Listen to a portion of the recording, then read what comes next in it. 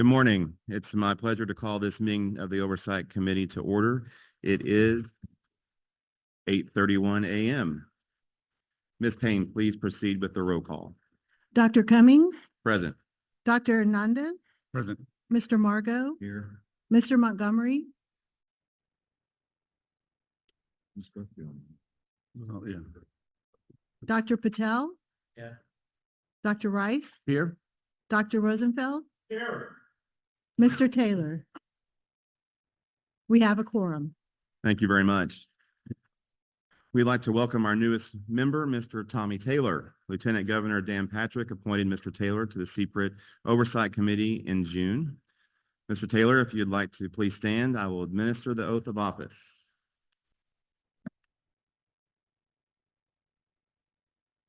In the name and by the authority of the state of Texas, please repeat after me. I, Thomas Taylor, do solemnly affirm that I will faithfully execute the duties of the office of CPRIT Oversight Committee member of the state of Texas.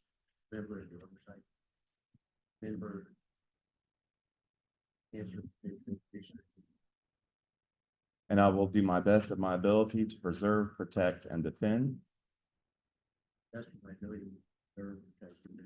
the Constitution and laws of the United States and this state. So help me God. Congratulations.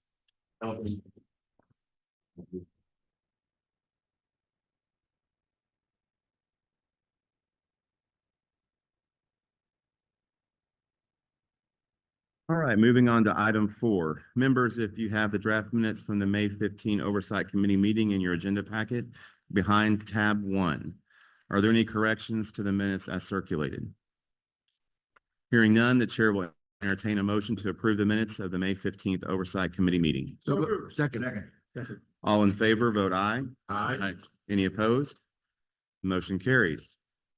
Our next agenda item is item 5. This is a public comment. Texas created CPRIT. Opening our meetings with public comment underscores this board's commitment to transparency and accountability. Ms. Eckel, has CPRIT received any requests to provide public comment? No. Thank you very much. Now we'll move to item 6. For the first time, we are very pleased to welcome Ms. Kristen Doyle to provide the Chief Executive Officer report. Welcome to the last meeting of the fiscal year 2024. It's been quite a year, and this will be a remarkable meeting. Not only does the appointment of Tommy Taylor mark the first time in more than 5 years that we have had a full oversight committee, but with the approval of the awards that you will consider today, CPRIT will officially cross the threshold of 2,000 CPRIT research and prevention grants approved since 2010. This milestone is evidence of a staggering amount of effort contributed towards Texas's unprecedented initiative to accelerate preventions, diagnoses, treatments, and cures for cancer. The awards that you will consider today and the presentations given also represent full circle moments in the nearly 15 years that CPRIT has been operating. One of the principal investigators for a proposed core facility award on your agenda today received his very first CPRIT award in January of 2010. It was a $200,000 research grant that investigated whether we can suppress glioblastoma growth by targeting glutamine metabolism. In the 14 years since that award, this investigator has received 4 additional CPRIT grants to continue his innovative work in cancer metabolism. Several full circle moments today involve the realization of investments made in the priorities you as an oversight committee set for CPRIT. You have prioritized adding to the life sciences infrastructure across the state. This enables CPRIT's impact on cancer research to extend for years beyond the lifetime of this program. We do this today through the recruitment of preeminent researchers and the investment in core facilities. Investment in core facilities will ensure that these and other cancer researchers in Texas have access to the most up-to-date technologies needed for cutting-edge cancer research. You've also prioritized investments in childhood and adolescent cancers. Several of the awards today will increase CPRIT's focus on this critical and underserved area of cancer research. I'm also really excited today about the advisory committee presentations. Again, underscoring the long-term effects of the program priorities set by the Oversight Committee. We will hear some of the outcomes resulting from a decade-long focus on expanding access to innovative clinical trials, both in Dr. Gerber's presentation on behalf of the Clinical Trials Advisory Committee and in several of the proposed awards. We will also hear from Andrew Strong and Michelle Park on behalf of the Product Development Advisory Committee. They're going to address the early outcomes that we are seeing as a result of the Oversight Committee's charge to us in 2022 to improve the product development review process to attract more high-quality companies developing innovative cancer treatments in Texas. I also want to highlight the continued expansion of research opportunities across the state, particularly for those areas more than 100 miles from a comprehensive cancer center. Dr. LeBeau will propose several new RFAs for your approval today that will introduce new opportunities for TREC-eligible institutions. Before we get started, I do want to acknowledge the work done by all of the people behind the scenes that are critical to ensuring CPRIT's fiduciary duty to the people of Texas. It's exciting to hear about the fantastic work that these scientists, companies, and prevention advocates are doing on behalf of CPRIT's mission. But that is only possible because of the 20+ staff members responsible for reviewing all of the documentation submitted by grantees that account for the progress made and the money spent toward these projects. CPRIT has about 550 active projects totaling $1.4 billion under management at any given time. The Oversight Committee approved 119 grants this year. So in the coming year, just to give you an idea, those 2024 projects will file nearly 500 separate reports that will be evaluated by CPRIT's grant accountants, grant specialists, and program staff. I'm excited for this meeting. I'm excited for what we'll hear, and I'm excited for what is coming in November. I think you know this. We have talked about how the November meeting will be very heavily prevention focused. We will be debuting the 2024 Texas Cancer Plan. We will also have the Prevention Advisory Committee make a presentation. So with no further ado, I will answer any questions and look forward to the rest of the information that's going to be presented today. Thank you, Mrs. Doyle. Do we have any questions, comments? Very good. All right, we'll move on to item number 7. The chair recognizes Mr. Burgess to present the Chief Compliance Officer's report.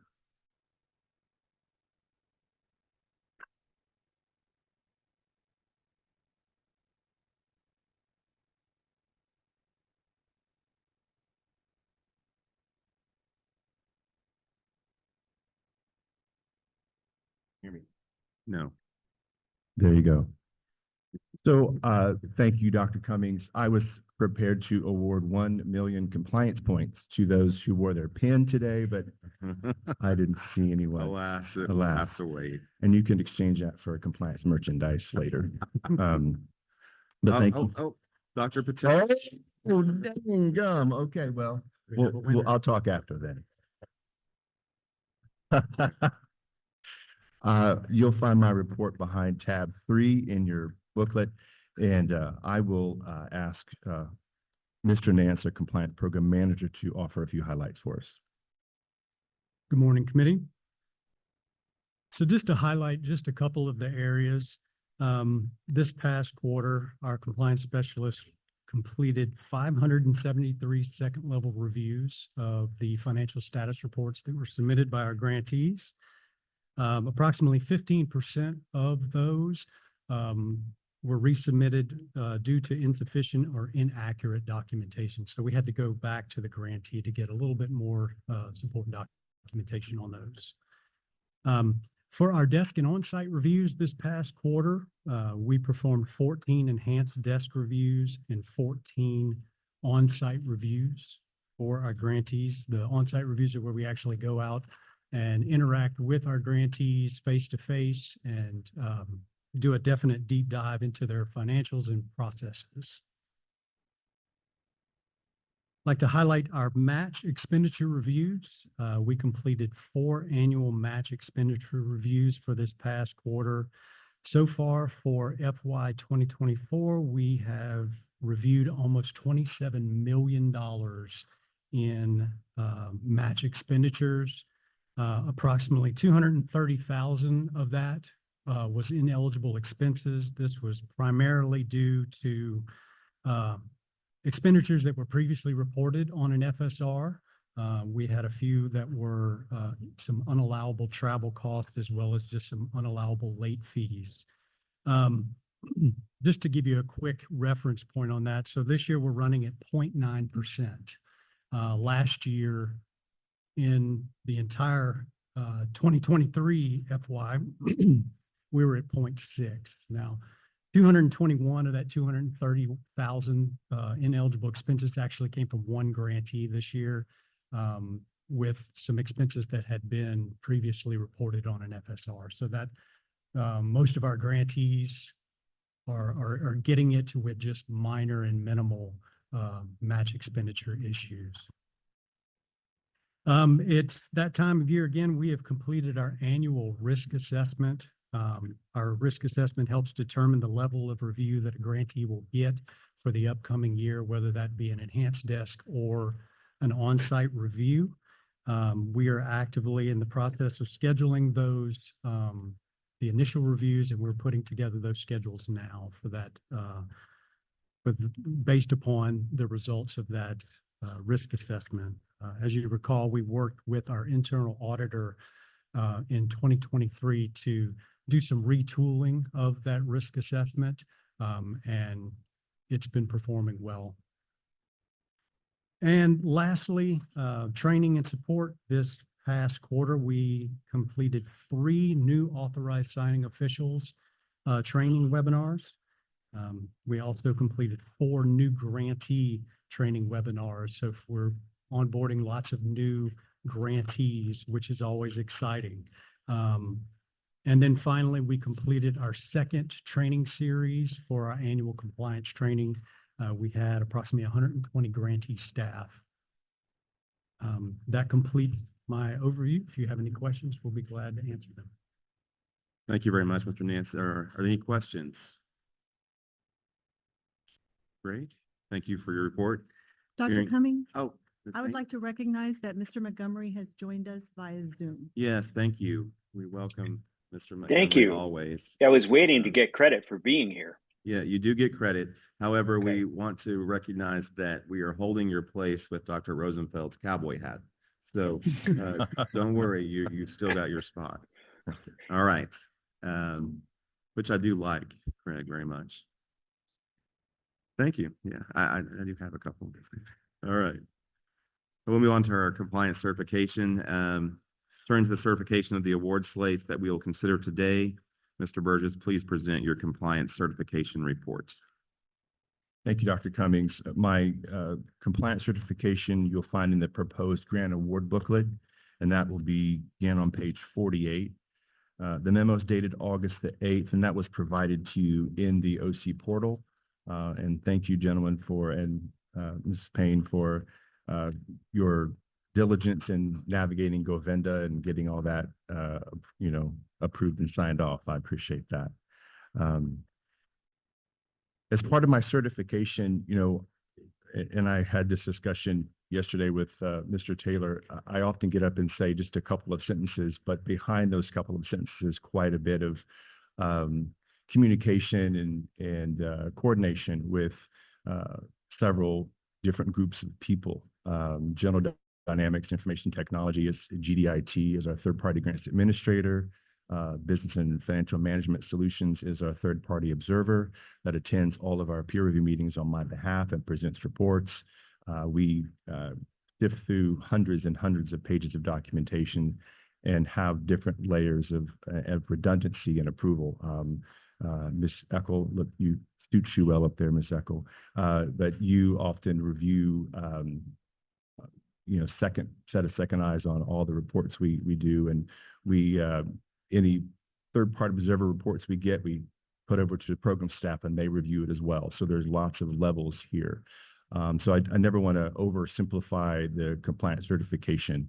And I try to get creative in saying the same 10 words every quarter, but so sometimes We I look wanna- forward to it. Yeah, I know. Okay. Well, I'll get on then. So as part of the certification, we do prepare pedigrees for each application.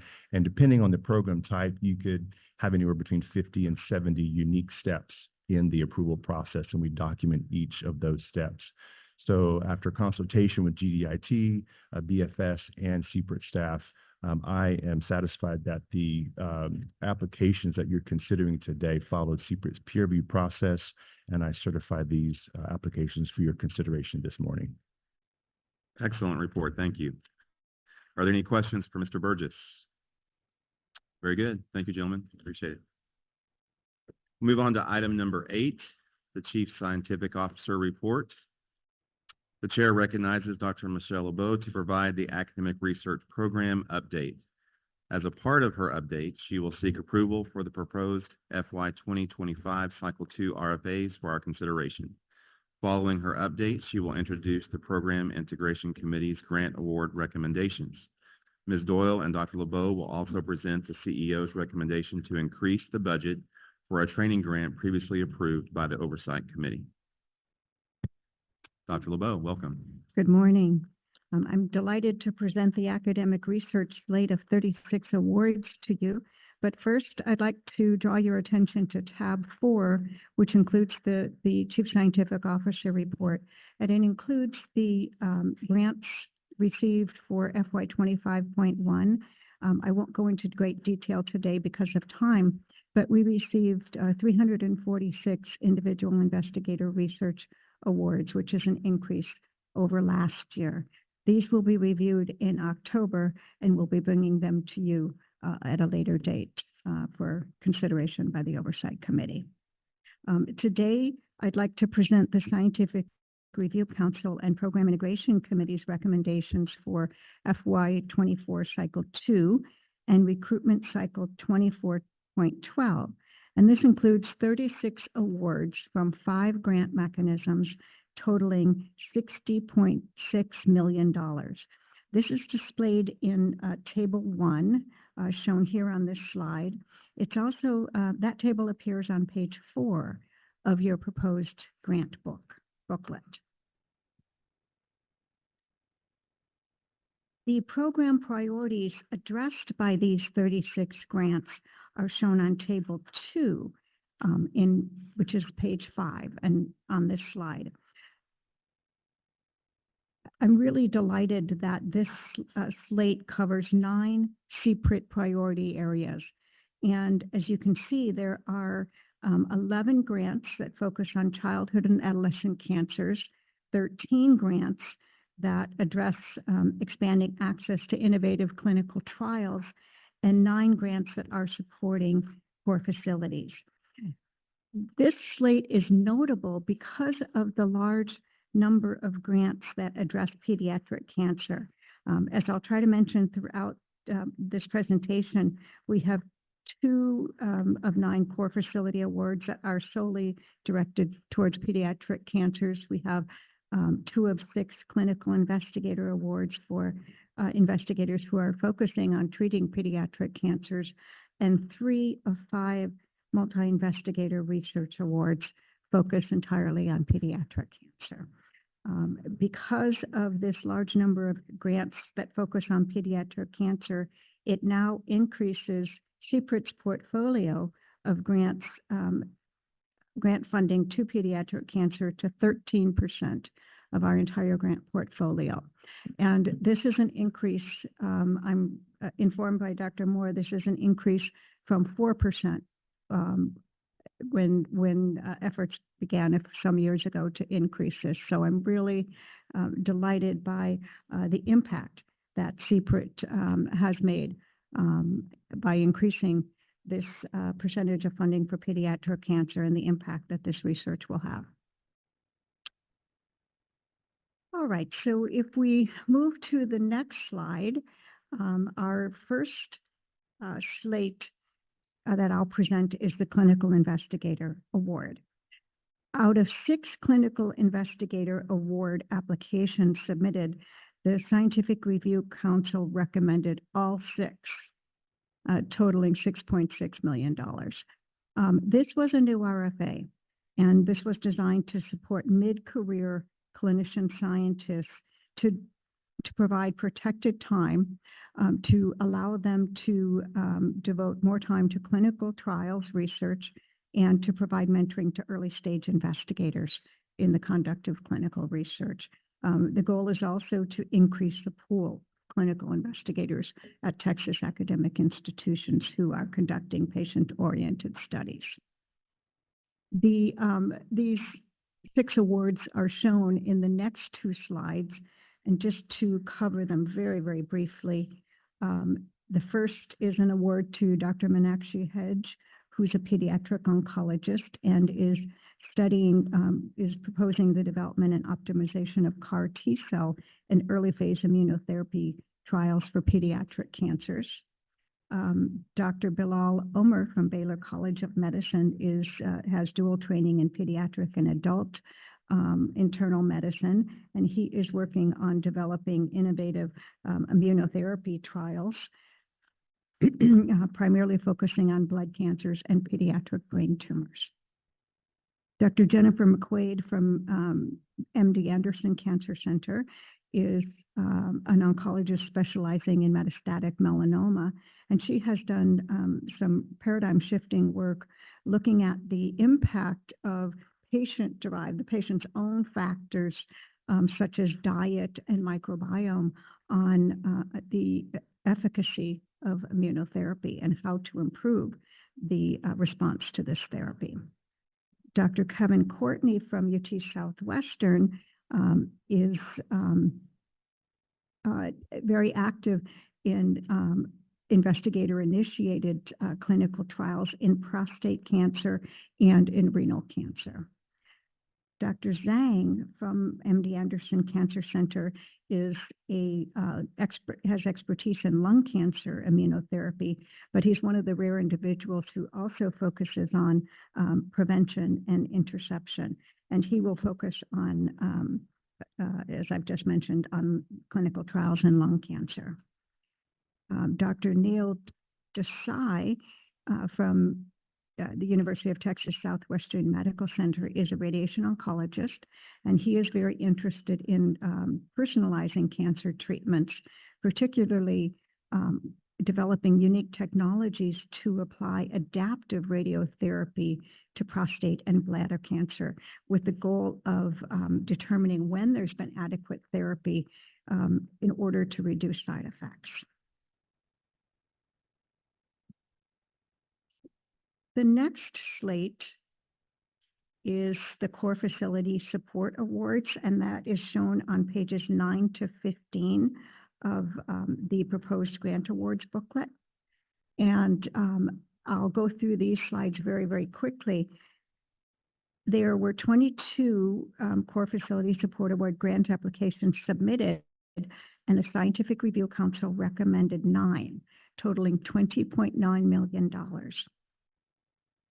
These cores include a renewal of a very highly rated good manufacturing procedure core that generates CAR T-cell products and gene transfer vectors for immunotherapy for patients with childhood and adolescent cancer. That's the first one shown here, led by Dr. Laptiva.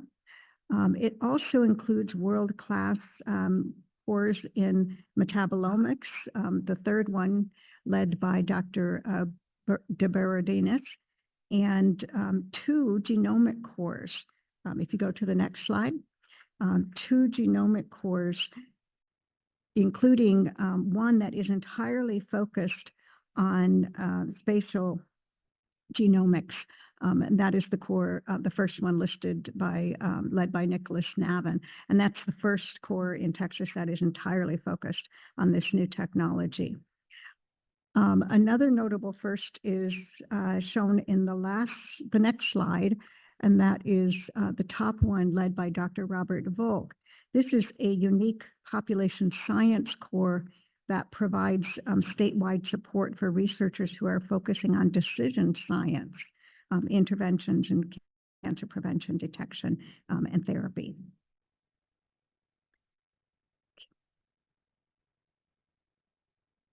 Okay, if we go to the next slide, please.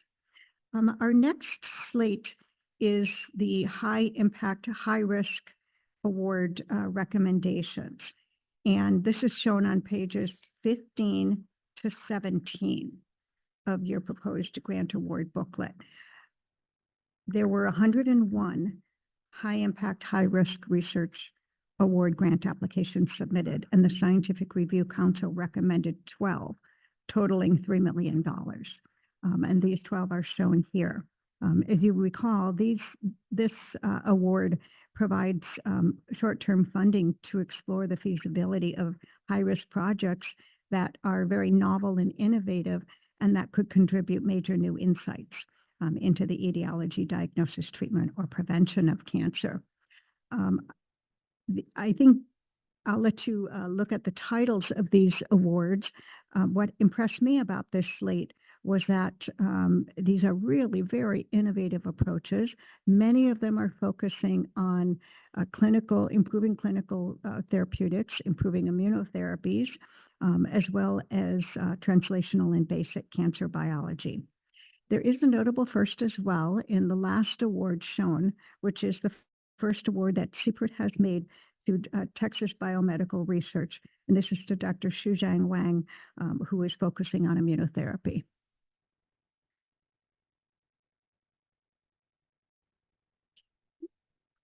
The next slate is shown on pages 17 to 20. And this is the multi-investigator research award recommendations. And this award has not been offered for about 6 years. So we received a robust number of applications, 18 applications for multi-investigator research awards. And the Scientific Review Council recommended supporting 5 for a total of $22.4 million. As I mentioned earlier, 3 of the 5 focus entirely on pediatric cancers, and 1 of the remaining 2 also includes pediatric, both pediatric and adult cancers. The first award is an award to Richard Gorlick, who you may recall you've met several times as the leader of the Advisory Committee on Childhood Cancers. The overall goal of his award is to reduce morbidity and mortality from pediatric osteosarcoma. The second award is an award to Cleona Rooney at the Baylor College of Medicine. And this is was a very innovative project to produce safe and effective CAR T-cell therapies for hard to treat cancers. The third award is an award to Sattva Nilapu from MD Anderson Cancer Center. And this is an award to develop innovative CAR T-cell therapy, in this case for ovarian, breast, and uterine cancers. The next 2 awards are also awards in pediatric cancer. The first being an award to Sean Morrison at the University of Texas Southwestern Medical Center. And this is really looking at a very interesting and hot area in cancer research, which is related to the neural regulation of cancers arising in childhood and during a period when the nervous system displays remarkable plasticity. And they are interested in looking at several cancers, including acute leukemia, osteosarcoma, and glioma in pediatric patients. The last award is an award to Leonid Metalitsa from Baylor College of Medicine. And this application is focusing on the development of innovative cell therapies for children with solid tumors, and particularly those tumors that are difficult to cure. And they're focusing on a specific group of tumors that are express GD2 positive pediatric solid tumors. The last slate that I will present today is cycle 12 for our recruitment slate. And we received 8 applications for first-time tenure track faculty members, and 4 were recommended by the Scientific Review Council. The first is an award to Dr. Louis Labania, who's being recruited to Baylor College of Medicine as for an assistant professor position and appointment in the Department of Molecular and Cell Biology and the Center for Cell and Gene Therapy. Dr. Labania is a very well-qualified candidate who has a strong background in synthetic biology, immunology, and immune engineering. He is focusing on improving immunotherapy using CAR T cells, and in particular, in the process of producing CAR T cells to expedite the process, but also to overcome some of the challenges that exist in producing these cells. In particular, what he's proposing to do is to develop a new platform technology for in vivo engineering that could overcome some of the existing barriers and enable cell therapies to be generated rapidly via a gene delivery vector that can be directly infused into the patient. This would result in broader applicability and create kind of off-the-shelf CAR T cell therapies. And this type of approach is being tested now and really has the potential to have widespread impact on cellular immunotherapies for neoplastic diseases. The next candidate is Dr. Ho-Jong Yoon, who is being recruited to MD Anderson Cancer Center. He is being proposed for an appointment as an assistant professor in the Department of Experimental Therapeutics. And he's a very talented scientist who has already made substantial contributions to the area of small molecule drug discovery and targeted protein degradation. So he's working on the PROTAC protein degradation technology that you may have heard about. And in particular, he is proposing to develop small molecules to target undruggable proteins. And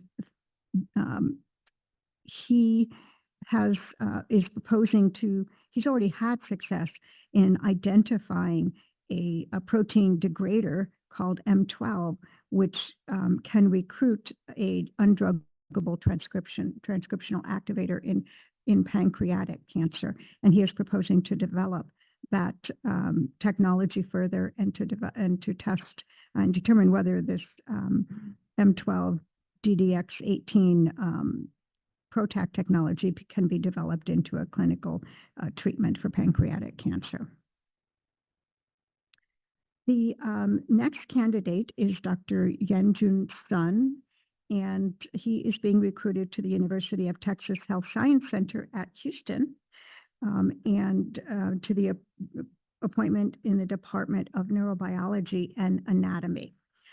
Dr. Sun is a very unique candidate. He is a neurobiologist who has spent his career investigating the neural circuit mechanisms of learning and memory.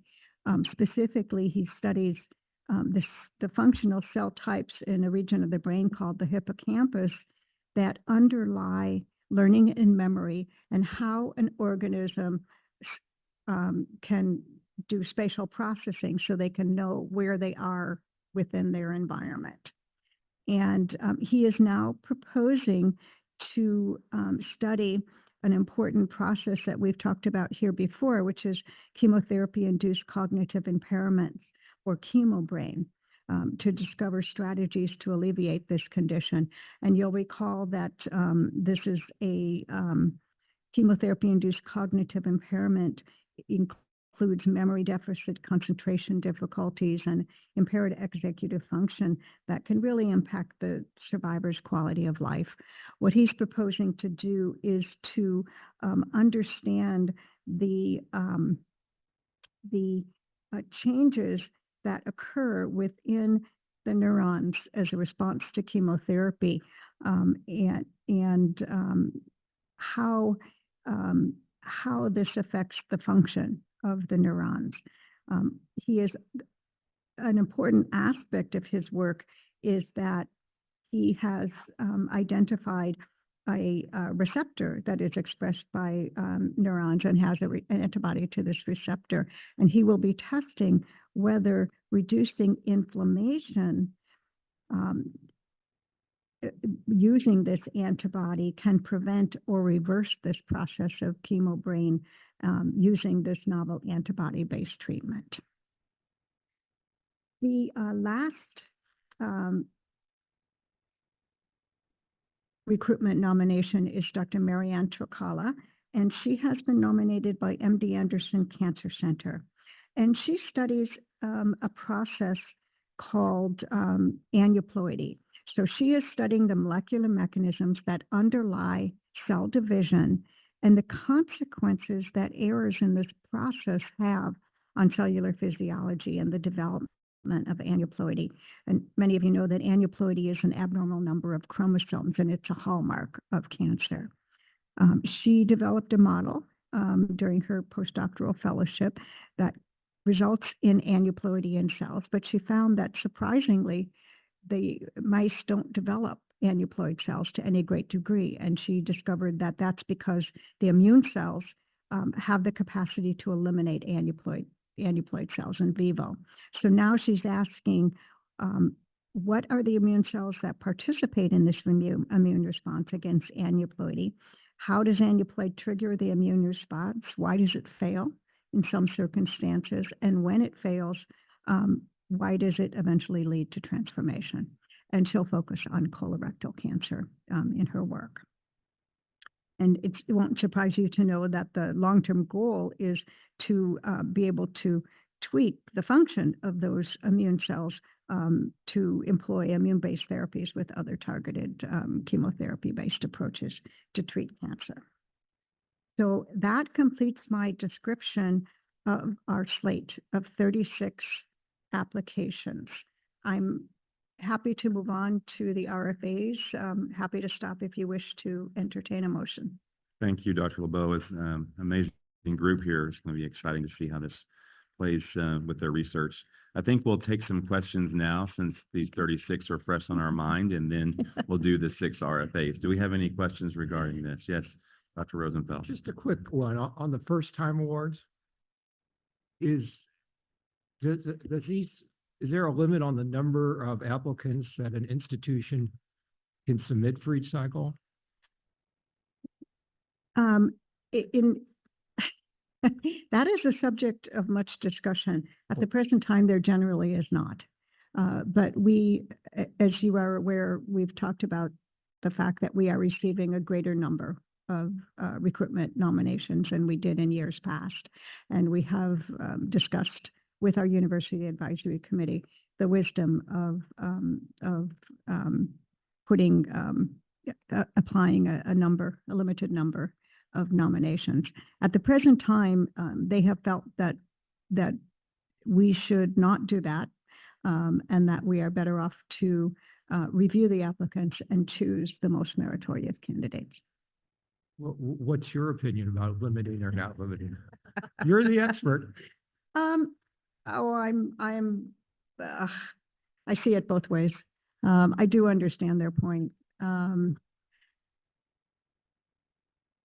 What we have done instead is to try to be a little bit more transparent with them about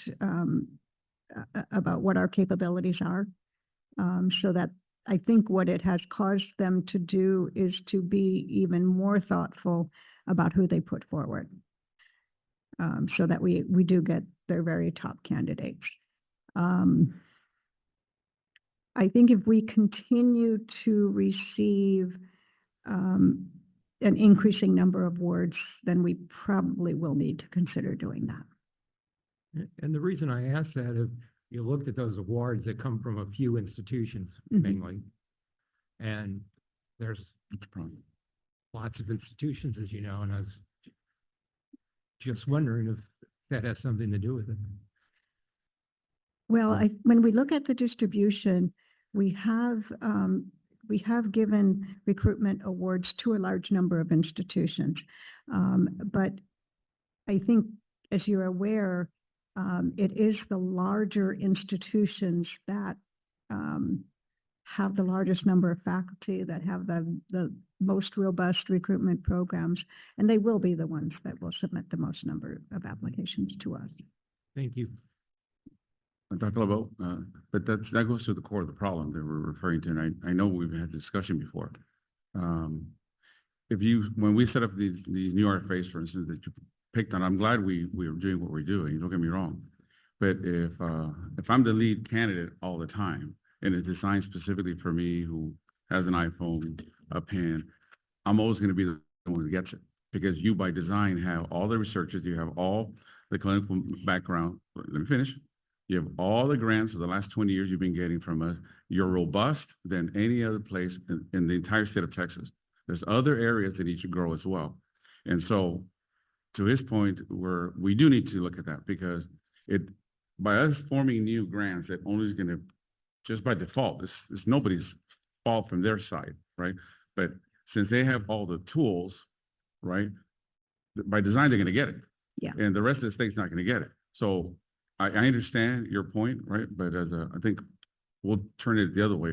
I think it's really up to us as Oversight Committee to now start giving direction, because the way it's been going, and it's black and white, the way the funds flow.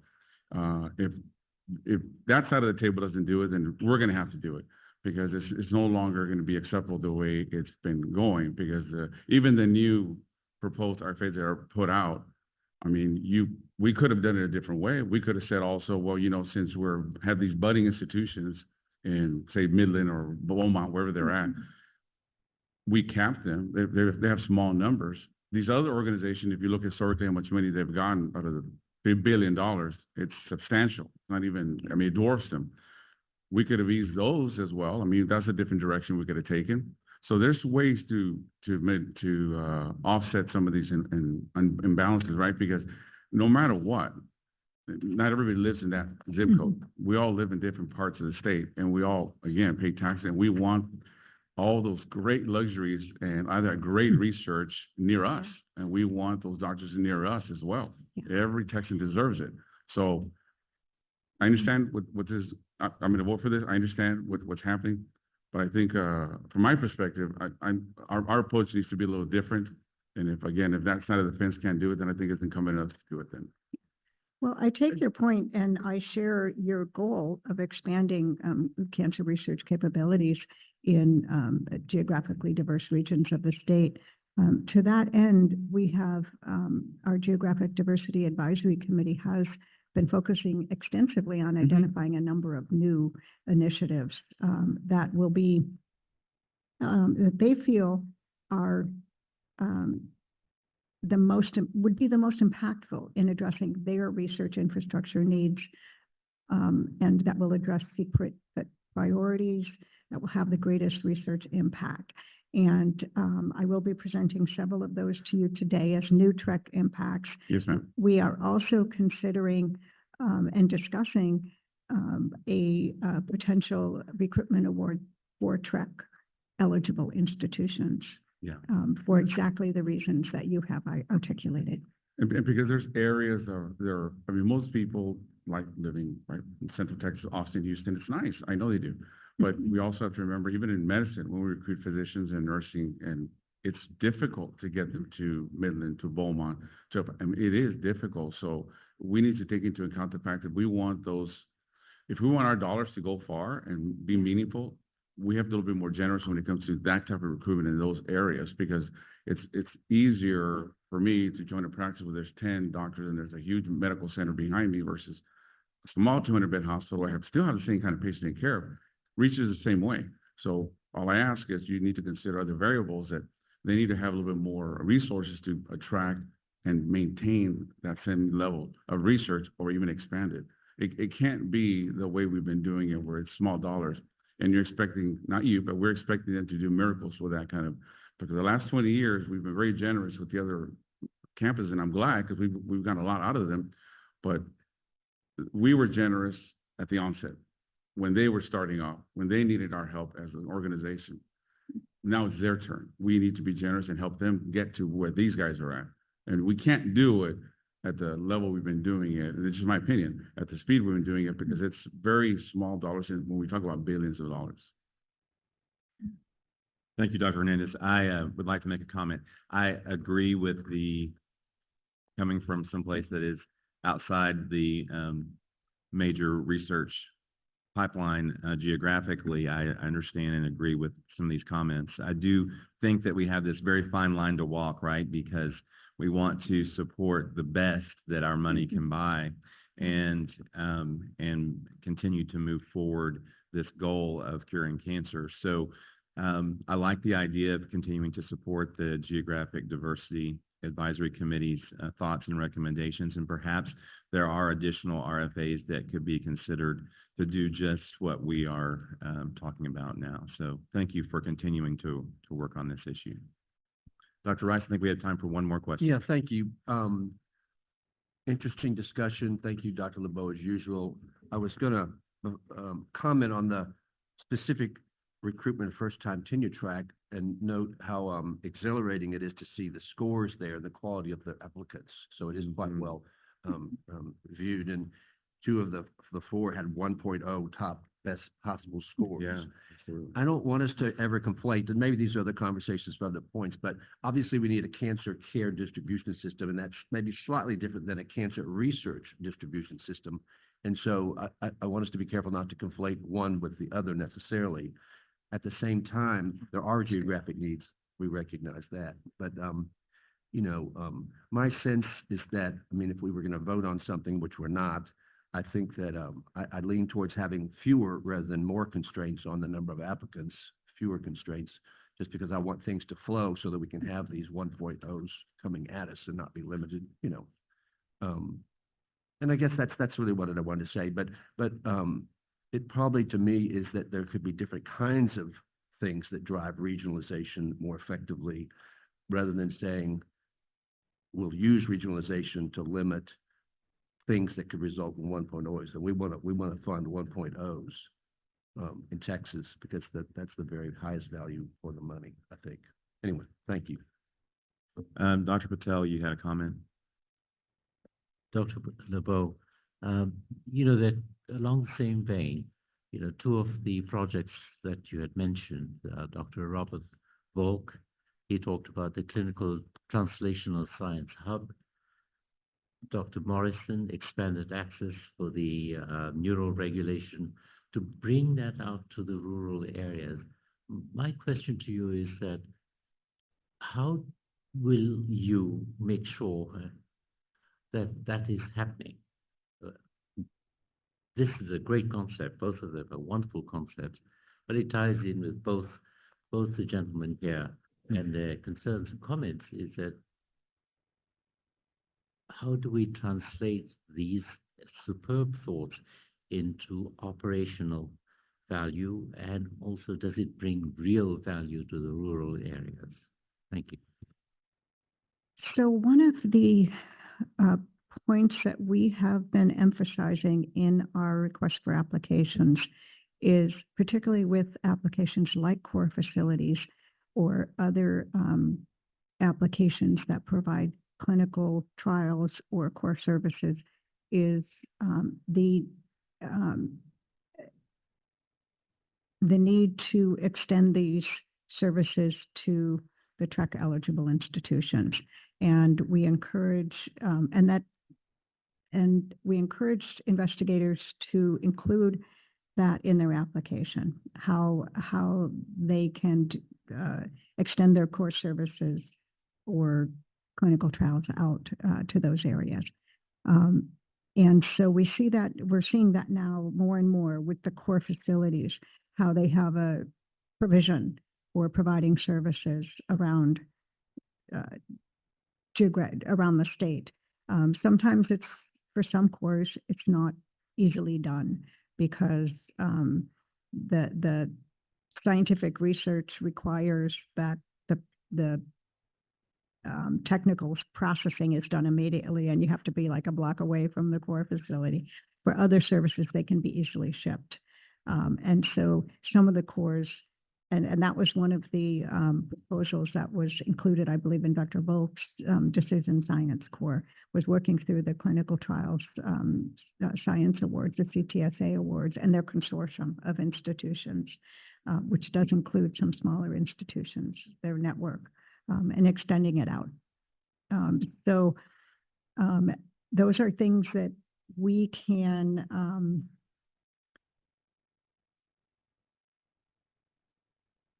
encourage institutions to do that. We can work to ensure that that does happen through evaluation of the progress report, through working with the institutions if it does not appear that they've initiated that component of the services yet.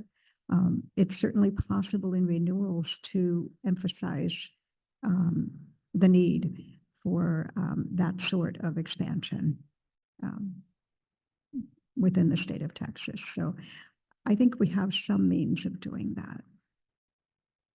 Thank you. As physicians, we are paid according to a criteria, value-based purchasing. That's what it is, value-based purchasing. And we're granting these grants. So in return from these institutions, perhaps we can ask them, what is your value? And we determine what the value is, and they should fulfill the criteria of ensuring that the track-based centers get the appropriate information and access. And not only that, the track ones, but they're individual oncologists across the state of Texas who need to have this access. And I have not seen that so far, where I've had major institutions reach out and say, you know, you're in San Antonio. We have this available for you. I've not seen that. And that's why I'm asking, is that we should add a value to what the grants that we're giving. And I'll end with that, and thank you.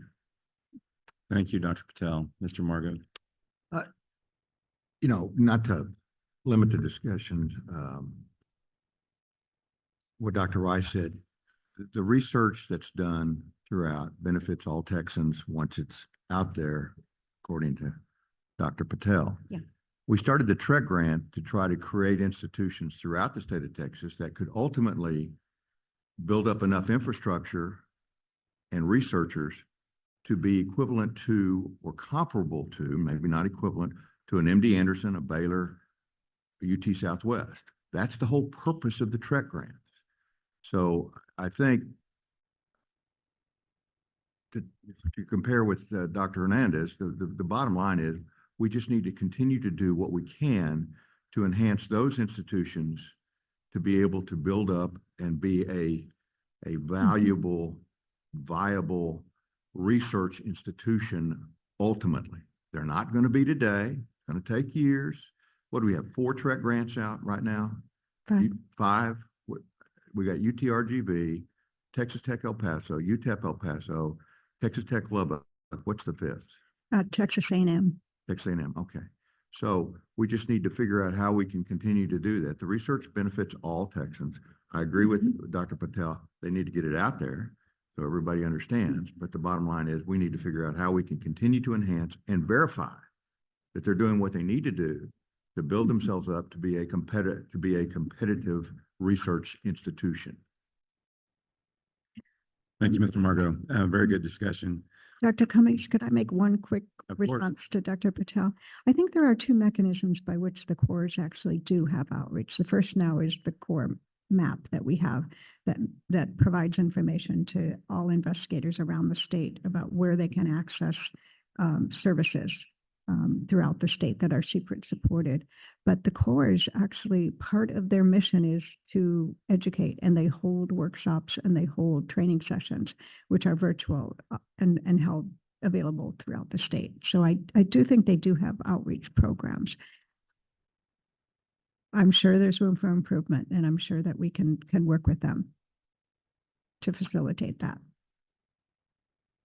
Thank you very much. Okay, very good. Let's move on to the 6 proposed FY 2025 Cycle 2 RFAs. Okay, I think we have a slide for that. If we can go back to the slides.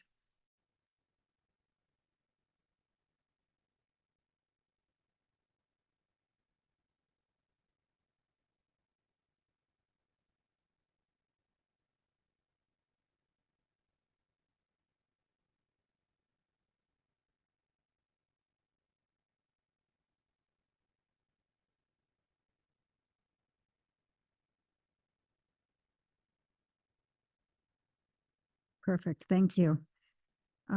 These proposed RFAs are described under tab 4, 4.1 to 4.2. We have 6 RFAs. 3 of these you may be familiar with. They are the Core Facility Support Award that we've just discussed to support core technologies and the provision of these services broadly to investigators. The second is the High Impact, High Risk Research Awards, which explore the feasibility of high-risk projects. The third is the Early Clinical Investigator Award. We have not issued this award in about 5 years. We've recently done a review of the existing awards and are very pleased with the progress that the candidates are making. You've actually met 2 of them who have presented. Dr. William Kelly from San Antonio presented most recently. But this award supports cancer physicians early in their career to develop clinical research skills and to gain experience in advanced methods and experimental approaches needed to become clinical investigators. The next 3 awards are TREC awards that are limited to TREC eligible institutions. As I mentioned earlier, we worked with the Geographic Diversity Advisory Committee to address their most pressing research infrastructure needs to develop awards that could serve multiple institutions. For example, core facilities that could serve multiple TREC eligible institutions. They would meet CPRIT priorities and we felt would have the greatest impact in cancer research. And the 3 awards that we're proposing for this year are a new award, the TREC Core Facility Support Award. We felt that a mechanism that was limited to the TREC eligible institutions and provided substantial funds for the development of core facilities, for equipping cores, for hiring people with specialized skills to direct these cores would be very impactful for these institutions. And we're proposing that these awards could request up to $2 million for a duration of 5 years. The next award is also a new award, and this is the similar to an investigator-initiated research award, but it is limited to TREC eligible institutions. But it would support an investigator-initiated research project or a multi-principal investigator project conducted by within a TREC eligible institution, and would be address critically important questions that would advance the knowledge of the causes, prevention, and treatment of cancer. The goal being to advance the science and allow these investigators to secure CPRIT funding, put them in a position to build their research laboratories and be competitive to keep applying for additional CPRIT awards as well as other peer-reviewed funding. The third award we have offered once before, but was very successful. We received a number of applications, and that is a pilot study award. This would provide short-term 2-year funding to explore the feasibility of cancer research projects at TREC eligible institutions.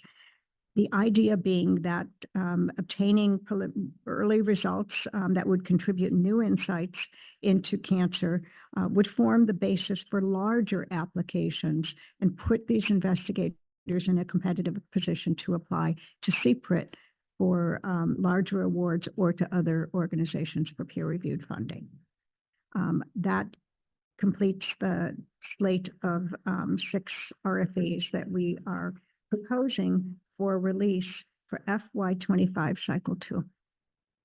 Very good. Thank you. Any questions regarding these 6 new RFAs or the 6 RFAs for 2025? Okay. Thank you, Dr. LeBeau. Let's move on. We've got some action items here. First, we will act on the award. Yes. So one last item that we need to lay out for you for action is a proposed increase to the budget for Yeah. a research training award to Texas A&M Health Science Center. This is very similar to approval that you did at the May meeting for 6 other training awards, increasing the budget by $49,157 will allow Texas A&M Health Science Center to bring the stipends that they pay on parity now with the recently increased stipends paid by NIH. Dr. LeBeau also supports this recommendation. Any questions? We voted 6 of these at our last meeting. This one was just an additional. Okay. First, we will act on the award recommendations and the recommendation to increase the proposed budget. Following those items, we will vote on the proposed RFAs. Mr. Burgess has certified compliance for academic research award process. It is my understanding that no Oversight Committee member has reported a conflict of interest with any academic research application that we will consider today. Are there any conflicts of interest that have not yet been reported? Hearing none, we'll move on. Members, you have the list of applications and grant amounts recommended by the PIC for the Academic Research Grant Awards. We will approve the PIC's recommendation if 2/3 of the Oversight Committee members agree. There are 36 Academic Research Award recommendations. Rather than taking a separate vote on each grant application, I will ask for a vote to approve all the recommendations. If a member wants to consider one or more award recommendations separately from the vote on all the slates, please make a motion to do so now. I will entertain a motion to approve the PIC's 36 recommendations for the following Academic Research Grant Award mechanisms: Clinical Investigator Awards, Core Facility Support Awards, High Impact, High Risk Research Awards, Multi-Investigator Research Awards, and Recruitment of First-Time Tenure Track Faculty Members. So moved. Second. All in favor, vote aye. Aye. Aye. Any opposed? Hearing approval from at least 2/3 of the members, the motion carries. I will entertain a motion delegating contract negotiation authority to the CEO and the CPRIT staff and to authorize the CEO to sign the contracts on behalf of CPRIT. So moved. Second. All in favor, vote aye. Aye. Aye. Any opposed? Motion carries. Moving on to Ms. Doyle's recommendation to increase the budget for RP 210043. Before we act on the proposed recommendation, I will note for the record that CPRIT has confirmed that no members previously reported conflicts of interest for RP 210043. Are there any conflicts of interest now that have not previously been reported? Hearing none, members, Ms. Doyle and Dr. LeBeau have requested a budget increase of $49,157 for RP 210043, bringing the total approved budget to $2,629,916. We will approve the budget increase if 2/3 of the Oversight Committee members agree. I will entertain a motion now to approve Ms. Doyle's recommendation to increase the approved budget for RP 210043 by $49,157. So moved. Second. All in favor, vote aye. Aye. Aye. Any opposed? Hearing approval from at least 2/3 of the members, the motion does carry. Members, closing out our action items for the academic research program, I will entertain a motion approving the 6 proposed FY 2025 Cycle 2 RFAs as presented by Dr. LeBeau. So moved. All in favor, vote aye. Aye. Any opposed? Motion carries. Thank you, Dr. LeBeau. We'll now move on to item 9, the Chief Prevention Officer Report. The chair recognizes Chief Prevention Officer Ramona Magid to provide the Chief Prevention Officer's report. Welcome. Good morning.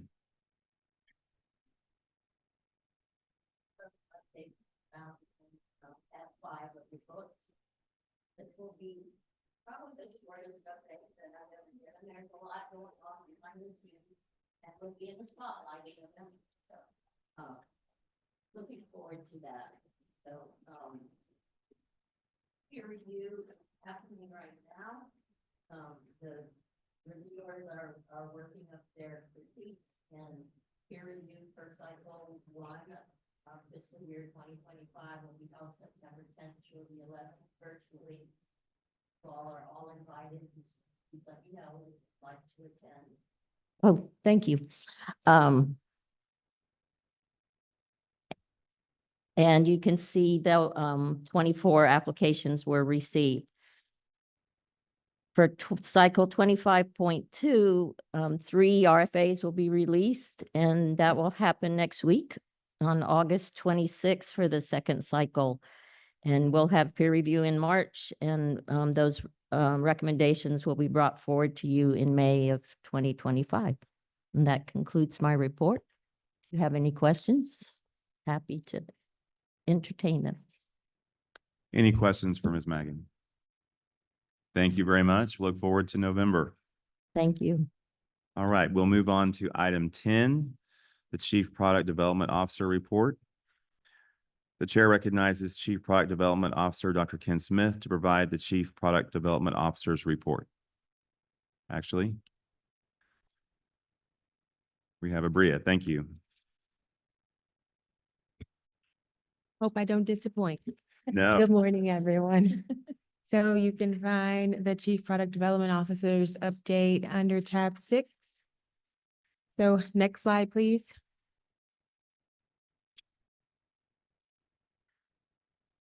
Previous slide. No, back to the second slide, please. Thank you. So CPRIT released 4 RFAs for the fiscal year 2025 cycle 1 on April 15th. We have 3 full uncapped awards, the Therapeutic Award, the Device Diagnostic Award, and the New Technologies Award. We also released our SEED Award, which is capped at $3 million across a 3-year period. We opened our applications on April 22nd and they closed on May 1st. At that time, we received 90 preliminary applications for review, the highest number ever received in any cycle for product development. Next slide, please. So here's a timeline. We are currently in, we just completed peer review, written review. We'll be moving next month into our virtual presentations, our live presentations. We still call them in person, but they're virtual. Again, as Ramona mentioned, you guys are all invited. I've already invited Dr. Rosenfeld to a few of those. And then at the end of September, early October, we will move into due diligence. And Dr. Smith will be presenting the awards to you in November. Next slide, please. So here's an update. Like I mentioned previously, we received 90 preliminary applications. The ask is almost $600 million. We split those applications across 8 peer review panels, and we invited 24 applicants to submit a full application. Along with that full application, they will also be given a time slot for their live presentation. Of the 24 invited apps, 22 did submit full applications with a current request of a little over $180 million. And of those 22, I do want to highlight that 10 of those applicants are from out of the state. So Georgia, California, you'll see a list under tab 6. And that is the end of the Product Development Officer report. Are there any questions? Thank you, Abria. Dr. Rosenfeld. Does that include things like AI and? Yes. What else would be in that category? So AI, which captures machine learning, and then new things like new manufacturing technologies, just things that don't fall under your traditional device and diagnostics or therapeutics, so that they don't go the traditional FDA route for IND or, IDE. Thank you. You're welcome. Any other questions? Thank you very much. Thank you. See you next time. Let's move on to agency business, item 11. The chair recognizes Ms. Doyle to present her appointments to the Scientific Research and Prevention Program Committees and the FY 2025 honoraria policy. Members, you have behind tab 7 information related to the Scientific Research and Prevention Programs Committee members. We refer to them as peer reviewers. There are 28. We've provided the bio links. You have a list in your packet. The Board Governance Subcommittee has considered these and recommends board approval. Any questions for Ms. Doyle? Is there a motion to approve the CEO's 28 appointments to the Scientific Research and Prevention Program Committees? So moved.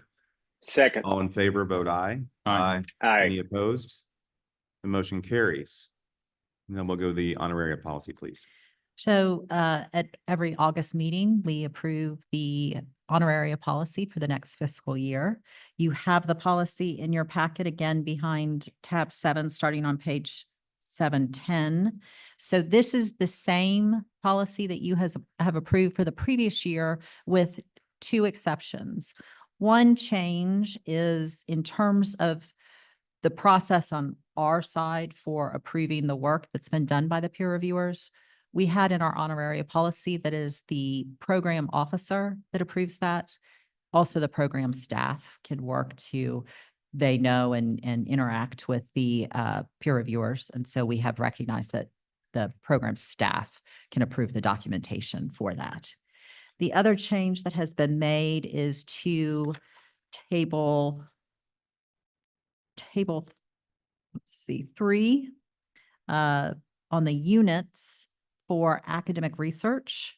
Some of those units have been shifted around. It still results in a total number of units of 17, so there's no change to the honorary amount.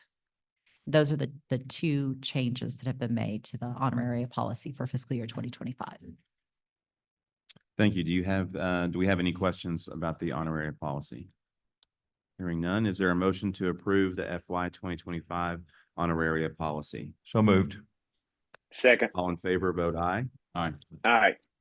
The motion carries. Thank you very much, Ms. Doyle. All right, we're moving to item 12. This will be behind tab 8. Members, the next presentations will be from 2 of the Oversight Committee's advisory committees. From a time management perspective, we expect each presentation and question and answer period to take 30 minutes. Our first presentation will be from the Clinical Trials Advisory Committee. Dr. LeBeau, will you please introduce Dr. Gerber, who will present the Clinical Trials Advisory Committee report? Thank you, Dr. Cummings. I'm just delighted to introduce Dr. Gerber, who you met last year virtually, but he is here today in his new role as the chair of the Clinical Trials Advisory Committee. Dr. Gerber is a professor in the Department of Internal Medicine and the Peter J. O'Donnell School of Public Health at the University of Texas Southwestern Medical Center. He's had a number of leadership roles within the Simmons Comprehensive Cancer Center at UT Southwestern. He formerly served as the Associate Director of Clinical Researcher and a co-leader of the Experimental Therapeutics Program, and he's currently serving as the co-director of the Office of Education and Training. Dr. Gerber is an active thoracic medical oncologist and clinical investigator. He has over 230 publications and has had continuous federal, state, and foundation funding for the past 15 years. He currently serves as PI of a CPRIT Clinical Trials Network Award, as well as the CPRIT Clinical Trials Participation Program Award, and has served as PI of 5 other CPRIT awards since 2016. His extensive research on the design, implementation, and conduct of cancer clinical trials has resulted in widespread policy changes at the US FDA and NCI, and he's been featured in the New York Times, Washington Post, and on NPR. In 2022, he received the NCI Director's Merit Award for his work in expanding the role of advanced practice providers in NCI-sponsored clinical trials. So we're thrilled to have Dr. Gerber with us today. Thank you. So next slide, please. So over the next 20 minutes, I'm just going to follow up on some of the background, my background that you heard from Dr. LeBeau, then provide an overview of our membership, our recommendations, accomplishments, and clinical trial activities. And then I want to put the spotlight on 3 areas of focus: our early clinical investigator grant, the Texas Clinical Trial Participation Award, and the Clinical Trial Network Award. Next slide. So as Dr. LeBeau mentioned, I've spent more than 15 years studying the design, conduct, and reporting of cancer clinical trials. And the reason that I've done that is that you only have to be in this business for about a year to realize how messed up it is and how much better we can make it. And I've looked at processes ranging from trial design to availability, how institutions review them, the consent process, and what happens after patients enroll, trial procedures and conduct. Next slide. I've been blessed that the funders, public and regulatory authorities have responded to this work. So these projects have been funded not only by CPRIT, but by the National Cancer Institute, the American Society of Clinical Oncology, the Stand Up to Cancer Foundation, and the American Cancer Society. And while I do research in other areas, it's been interesting to me that the general public has been mostly interested in this work. And that's what led to coverage in the Washington Post, NPR, USA Today, and the New York Times. Next slide. And perhaps as evidence that all is not lost, as a result of some of these projects, we've been able to see major changes in policy. So the FDA changed 2 major longstanding exclusion policies. One was not allowing patients to go on cancer clinical trials if they'd had a history of another cancer before. Well, it turns out we have more cancer survivors than ever, so you can wind up excluding about 15% of patients just for that reason. And more recently, policy change regarding eligibility as they pertain to laboratory criteria.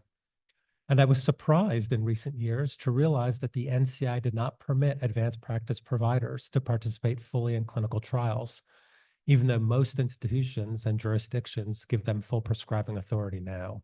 So we studied that process and affected that change as well. And it's my hope that seeing this as an individual researcher will give us the ability as a state to show that we can make change as well. Next slide. So we now have 10 members of our committee, and this membership represents diverse expertise in regions. New this year is that you'll see research expertise spanning translational, clinical, and population. We now have members not only from academic medical centers, but also from community practices and the pharmaceutical industry, and state regions including Metroplex, Gulf Coast, and West Texas. Next slide. So our main recommendations currently are to broaden our representation even further and maybe consider including other professional groups such as advanced practice providers, social workers and navigators, and other regions of the state such as the Upper Rio Grande and South Texas. We're looking to further refine clinical trial-focused RFAs to ensure diverse access and enrollment, and to consider potential new RFAs, such as community, especially rural medical oncologists who might be mentored by experienced investigators and sites, recruitments of clinical trialists in rural areas, and building and expanding upon clinical trial infrastructure for the CPRIT-designated Texas Regional Excellence in Cancer eligible institutions. We'll continue holding monthly meetings of our work group, which you'll hear more about, and holding annual in-person committee meetings, the next of which will be in October in Houston. Next slide. So key accomplishments of the committee include providing guidance to CPRIT on expanding access to clinical trials in Texas and developing a clinical trialist workforce through focused RFAs, the Early Clinical Investigator Award, which I'll spotlight later, the Clinical Investigator Award, individual investigator research awards for clinical trials and for clinical translation. And as you've seen, we've expanded our committee membership to include members of industry, multi-county nonprofit hospital systems, community oncologists, and rural clinical trialists. And our active work group that meets monthly is working to revisit and revise the bench to bedside RFAs, identify collaborations with the NCI and other groups for clinical research best practices, examine programs, including third-party vendors that have demonstrated success in clinical trials for rural populations, engage with Texas Oncology and other major private practices, and leverage technology to enhance access to trials. Next slide. So to date, CPRIT has supported a total of 307 clinical trials, of which 122 are currently active. 94 of those active trials are interventional, 28 are observational, and our cumulative enrollment to those trials is 57,336. Next slide. This slide shows the locations of CPRIT-supportive active clinical trials. On the left are those sites of interventional clinical trials, and on the right, those sites of observational trials. Next slide. I'm now going to spend a moment focusing on the CPRIT Early Career Investigator Award. This provides cancer physicians early in their academic career the opportunity to develop the research skills and experience to become clinical investigators, establish partnerships with laboratory-based collaborators to design and conduct correlative studies, importantly, receive protected time to develop and conduct investigator-initiated clinical trials, something that I think is likely more important than ever, and ultimately to increase the pool of clinical investigators at Texas academic institutions who conduct patient-oriented studies and translate basic discoveries through innovative clinical trials for individuals with or at risk for cancer. Applications are solicited from institutions with an award amount up to $1.5 million over 5 years. Next slide. Here's a summary of the awards given to date. Thus far, 10 have been awarded. The data that I'm showing here is based on 7 that provided data through their progress reports at the available time we were collecting data for this presentation. These 7 individuals reported 35 publications, 1 awarded U.S. patent, and $570,000 in follow-on funding. They are conducting 5 clinical trials, 1 of which is observational, 2 phase 1, 1 phase 2, and 1 phase 3, for a total patient enrollment of 78 to date. Next slide. Here are 2 recently funded recipients of the Early Career Investigator Award. On the left, you'll see Dr. Nicholas Palaskas, a faculty member in cardiology at MD Anderson Cancer Center. As part of his program, he performed a retrospective study of immunotherapy-related myocarditis, a relatively rare toxicity of immunotherapy, but it conveys a fatality rate of 50%. He found that these patients tend to have elevations in the cytokines interleukin-6 and tumor necrosis factor alpha, and published that earlier this year in the journal Diseases. At UT Southwestern, Assistant Professor of Hematology Oncology David Shea conducted a clinical trial of novel immunotherapy for liver cancer.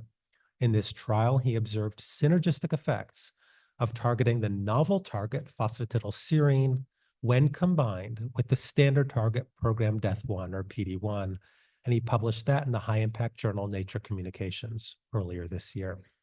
Next slide. I'm now going to focus on the 2 mechanisms CPRIT supports that are specifically designed to enhance access to clinical trials. The Texas Clinical Trial Participation Award, the 2 recipients being the Duncan Cancer Center at Baylor and Harris Health in Houston, and the other being the Simmons Cancer Center at UT Southwestern, and the Clinical Trial Network Award, with the recipients being MD Anderson and again the Simmons Cancer Center. Next slide. So why is the clinical trial participation program important? I think we all recognize that a cancer diagnosis causes major financial strain. More than 3/4 of people with a cancer diagnosis will leave the workforce during their treatment, and more than 1/3 will spend their life savings within the first 2 years after diagnosis. And the fact is that clinical trials can exacerbate these issues. There may be extra visits, or people may have to go further. That's more travel, and that's more missed work days. It turns out that these increased demands on average result in $600 per month of added non-medical out-of-pocket costs. And studies have shown that lower income individuals have to travel further to get to sites that offer clinical trials, up to 3 times further than wealthier individuals. As a result of this, individuals with household incomes below $50,000 a year are 30% less likely to enroll in clinical trials than are wealthier individuals. Fewer than 5% of trial enrollees are Medicaid recipients. And when asked, 80% of patients say that financial assistance with lodging and transportation costs would increase their likelihood of enrollment, especially if they leave their immediate residential area. Next slide. So in recognition of this, Texas House Bill 3147, sponsored by Representative Tan Parker, was passed by the 86th Texas legislature, and it was designed to increase the number and diversity of patients in cancer clinical trials, specifically by removing non-clinical out-of-pocket costs as barriers to participation. It also serves as the impetus for the CPRIT Texas Clinical Trials Participation Award. Now, to some extent, the program in the RFA is modeled off of the Lazarex Cancer Foundation multi-year nationwide impact, or improving patient access to cancer clinical trials program, which itself was designed to increase trial enrollment, retention, and equitable access. Next slide. So as a reminder, this program allows us to provide and study reimbursement of non-clinical costs for patients on clinical trials. What are some of these costs? Travel, lodging, meals, childcare, or internet access for patients to be able to do telehealth virtual visits for their clinical trials. If they live more than 50 miles from the clinical trial site, it will cover the costs of their caregiver. And of course, the funding is limited to individuals who live in Texas. Who's eligible otherwise? People with a household income up to 700% the federal poverty level. For a family of 4, that's close to $200,000. It's just a small piece of the pie that's benefiting from this program. It's most of our patients. Next slide. So in the Simmons Cancer Center at UT Southwestern, we've opened our program at all 3 clinical sites: UT Southwestern, Parkland Health, which is the integrated safety net provider for Dallas County, and Children's Health. We actually partnered with the Lazarex program to help us administrate the reimbursement process. And thus far, we've reimbursed more than $170,000 in non-clinical costs to patients on trials. Over 160 patients have benefited. The largest cost we've reimbursed has been transportation, followed by meals, lodging, and then internet access. Patients from underrepresented minority groups make up 51% of financial reimbursement program enrollments. And because we've involved Children's Health in this program, they are the first pediatric facility in the nation with a reimbursement program for non-clinical costs. As you can see from the pie charts, patients at all 3 sites who are involved in this program are enrolled in all phases of clinical trials from phase 1 through phase 3, and they represent most common cancer types, whether that's lung, GU, breast, gastrointestinal, you name it. Next slide. We have, in the process of doing this, identified some challenges, and we're addressing them. The enrollment process itself might be perceived as challenging by patients on clinical trials. When we started the process at our site, we had our navigators give the 1-page form to all patients, and for those patients who are non-English speaking, they automatically helped all of those patients complete the 1-page form. Well, after a couple of months, we realized that the enrollment rates for non-English speakers were much higher than they were for English speakers. And you may think to yourself, well, what is a 1-page form? But if you're someone who's considering a clinical trial and you have cancer, something is desperately wrong, because you either have a new cancer or you have a worsening cancer. So I think even a 1-page additional form could be, for those individuals, the straw that breaks the camel's back. We now provide assistance in completing the 1-page form for all patients when they enroll, and the enrollment process and rates are much higher. Expense documentation can be burdensome. Travel for patients to go from home to the clinical site requires them showing a map of their home and the site for reimbursement, as would be required of a Texas employee traveling for business reasons. And expenses require a receipt from an entity with a tax ID. So childcare would need to be from a commercial center rather than from a babysitter. But we're now working with CPRIT leadership to dramatically improve and revise this process. And we're developing a list of expense categories with associated reimbursement rates, which will dramatically ease documentation for sites and, most importantly, for our patients and their caregivers. Next slide. This topic is indeed gaining national attention, and there are two related pieces of federal legislation in development. And as you can see, they're both bipartisan. The Clinical Trials Modernization Act is a broad piece of legislation, part of which is making sure that we can reimburse these non-clinical costs for patients on clinical trials.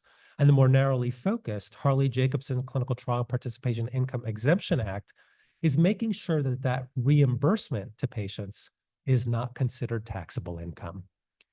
Despite this, next slide, financial support for these efforts is waning. And because philanthropic and pharmaceutical industry support is waning, the Lazarex Cancer Foundation is going to close its reimbursement program later this calendar year. What does that mean? This program in Texas is by far the largest such operation in the country. Next slide. Turning now to the Texas Clinical Trials Network.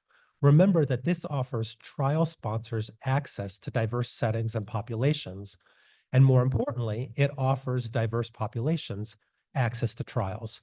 There are two awarded programs. One is led by MD Anderson, and its affiliate sites are Lyndon B. Johnson in Houston and UT Medical Branch in Galveston. Those are the phase 1 sites, and last year they added their phase 2 sites. Baylor Scott and White in Round Rock, and UT Tyler, moving the network into far northeast Texas for the first time. The second program that we lead at UT Southwestern has affiliate sites of John Peter Smith in Fort Worth and Baylor Scott and White in Temple.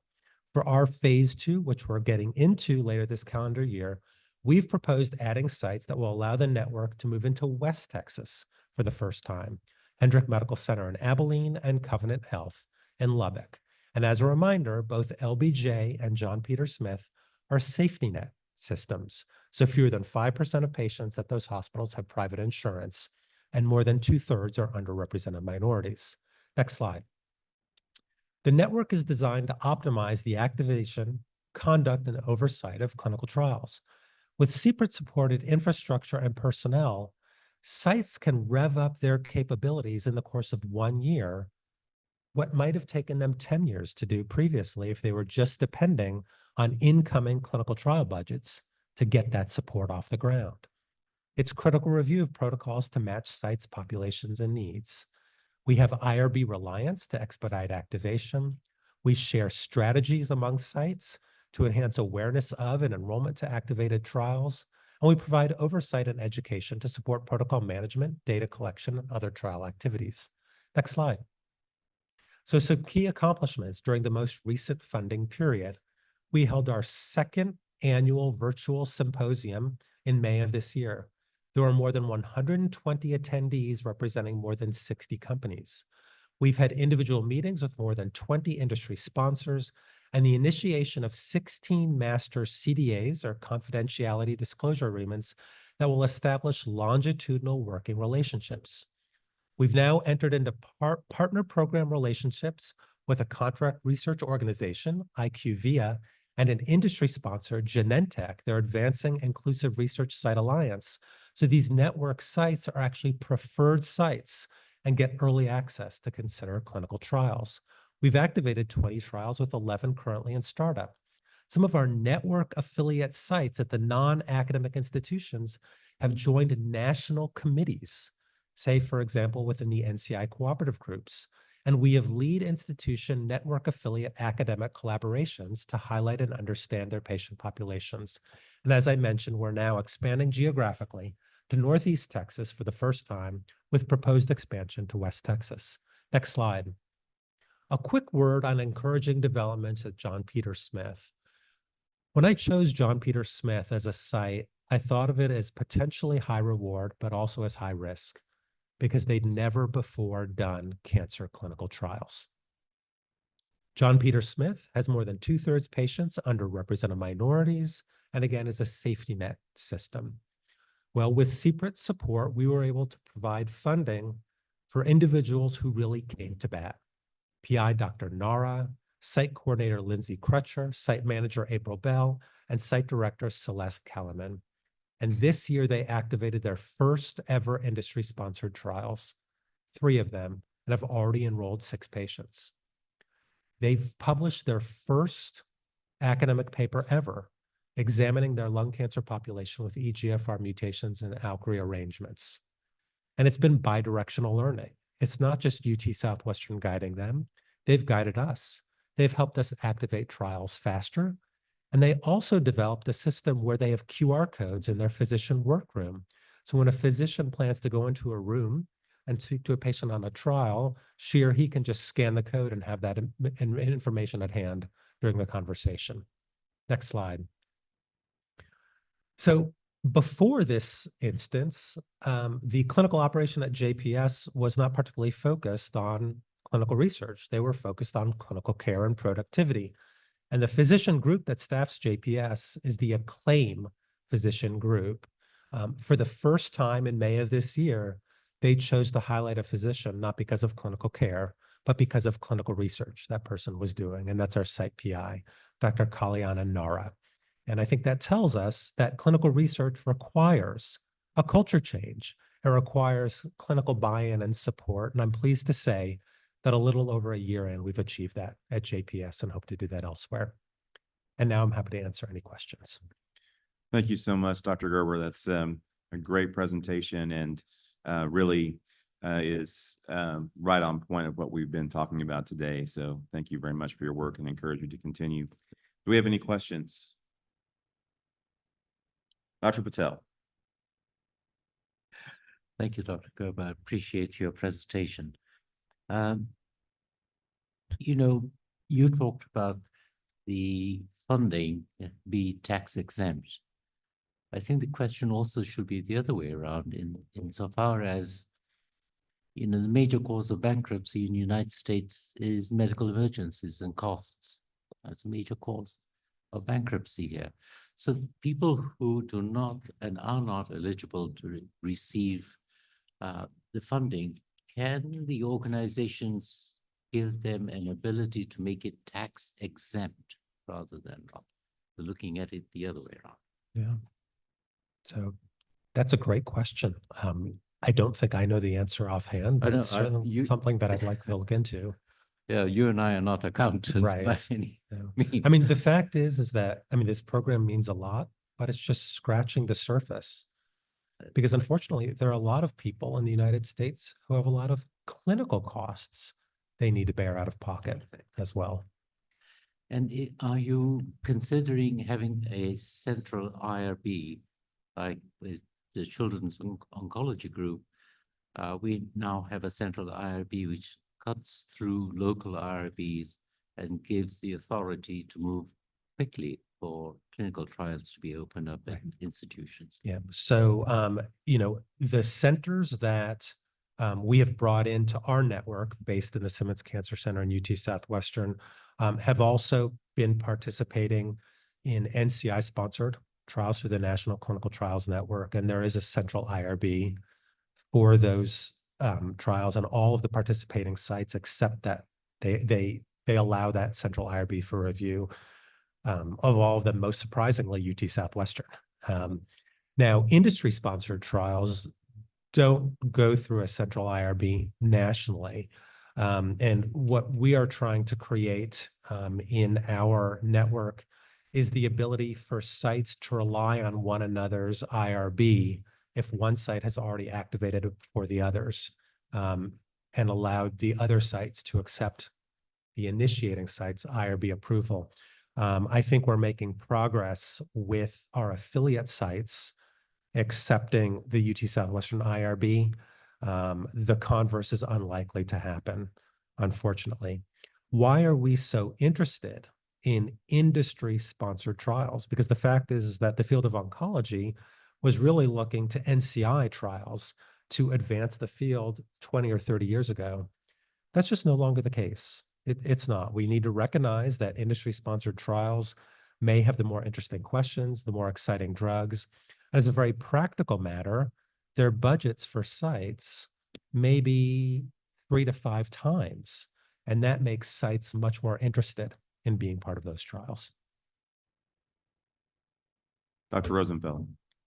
David, thank you. I think you had a slide that said there were 57,000 people on CPRIT sponsored clinical trials. Did I see that right? That's correct.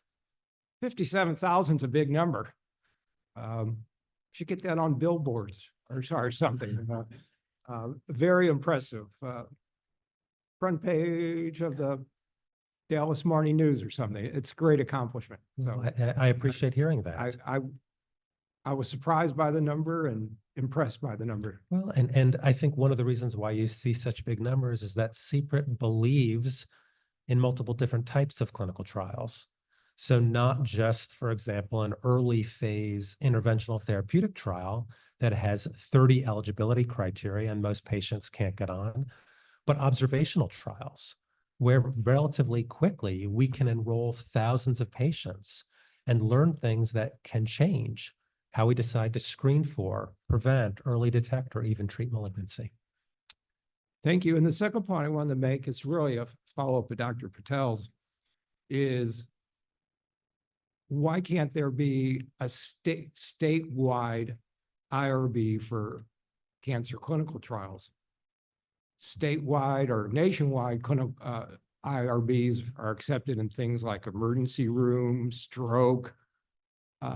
As you know, going through multiple IRBs is time consuming, expensive, could take a huge amount of time.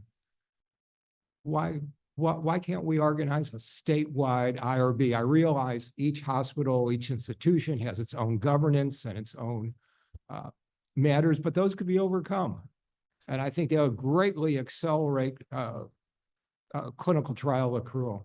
So I fully agree. And I think there are also many instances in the realm of clinical research where the largest body, the largest kid in the sandbox has actually said something should and can be done, but all the others have trouble hearing that message, right? So when it comes to reimbursement of non-clinical costs, for example, the FDA said years ago, this is not coercion, right? This should be allowed, but because people have trouble understanding it, the state of Texas had to create legislation to make sure people really understood it. I think that's why there's now federal legislation to do it. And there's actually rules in place that if one NCI designated cancer center has approved a clinical trial protocol, then other NCI designated cancer centers shouldn't necessarily need to do their own scientific review because we need to do that in addition to IRB. But getting that message across to individual institutions is tricky. And my understanding is that there's also a level of agreement between University of Texas institutions as well when it comes to protocol review.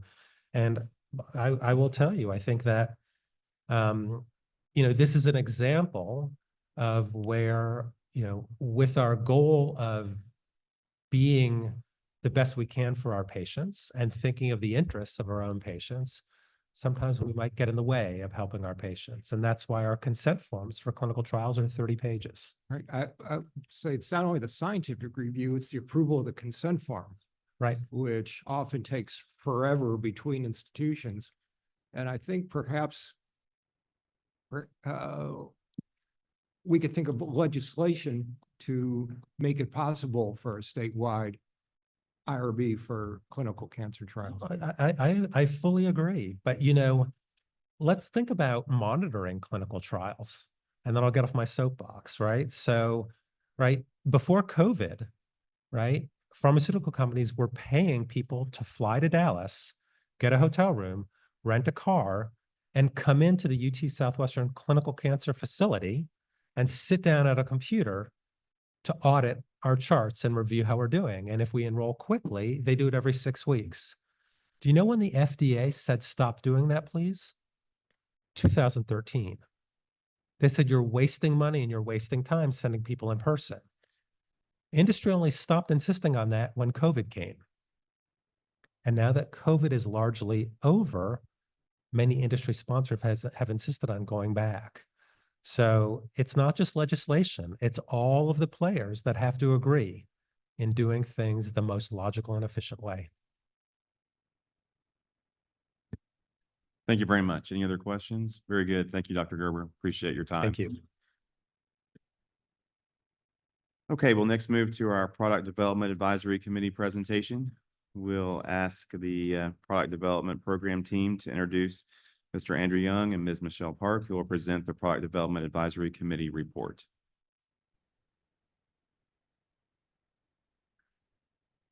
Thank you. So beside me is Mr. Andrew Strong, who is a partner at the Hogan Levels office in Houston. Andrew is a experienced and trusted advisor and counsel to public and private life sciences, pharmaceutical, and emerging technology global clients on matters involving corporate formation, public and private financing, M&A, cross-border licensing, and joint ventures, employment and executive compensation, and intellectual property. Mr. Strong received his JD from South Texas College of Law. Also joining us, Mr. Strong also serves as the chair of the Product Development Advisory Committee. Also joining us via Zoom is Dr. Michelle Park. Dr. Michelle Park is a partner at NEA New Enterprises Associates in Menlo Park, California. She joined NEA in 2021 as an investor on the healthcare team focused on the biopharma space. Prior to NEA, Michelle was an investor at life sciences focused venture capital firm Claris Ventures, which is now Blackstone Life Sciences. There, she led the initiative to launch the Claris Cancer Fund, which was a novel investment model designed to generate returns and fuel cancer research through donation. Dr. Park received her PhD in molecular biology from Cornell Graduate School of Medicine. And Dr. Park serves as the vice chair of the Product Development Advisory Committee. Thank you. Thank you, Abria. I think this is Michelle and my fourth, maybe fifth time to present the PDAC report. And the good news is it keeps getting better. And we're excited to talk about some of the things that product development has done within CPRIT in the last couple of years. And so we'll highlight kind of the preliminary application process and the post-preliminary application process. And the good news is that it's really producing some high quality applications. I will note, we're going to break this conversation up into two parts. One, Michelle will talk about general market conditions. I thought last year that was a pretty engaging part of the discussion. And then I'm kind of going to address the PDAC report, which is diving into some of the numbers. We have a pretty good data set now, awards that we've given over the last 14 years. And so we want to kind of focus on that a little bit. And then we'll highlight some of the recommendations that we're making. Our primary recommendations of the PDAC over the last 10 years has been more money, higher quality applications, and you're doing that. So we're going to, that will always be a standing request, more money and higher quality applications, but we're going to focus on things that we think that can continue to improve the program. And before I get started, I want to just compliment and acknowledge the product development team of Ken Smith, Abria, and Michelle. They are phenomenal. They have done such a good job in the last couple of years. It's delightful for us as the PDAC to be able to engage with them, and kudos to them. And also kudos to Kristen, who has really been an advocate for product development, since the day I met her in 2010.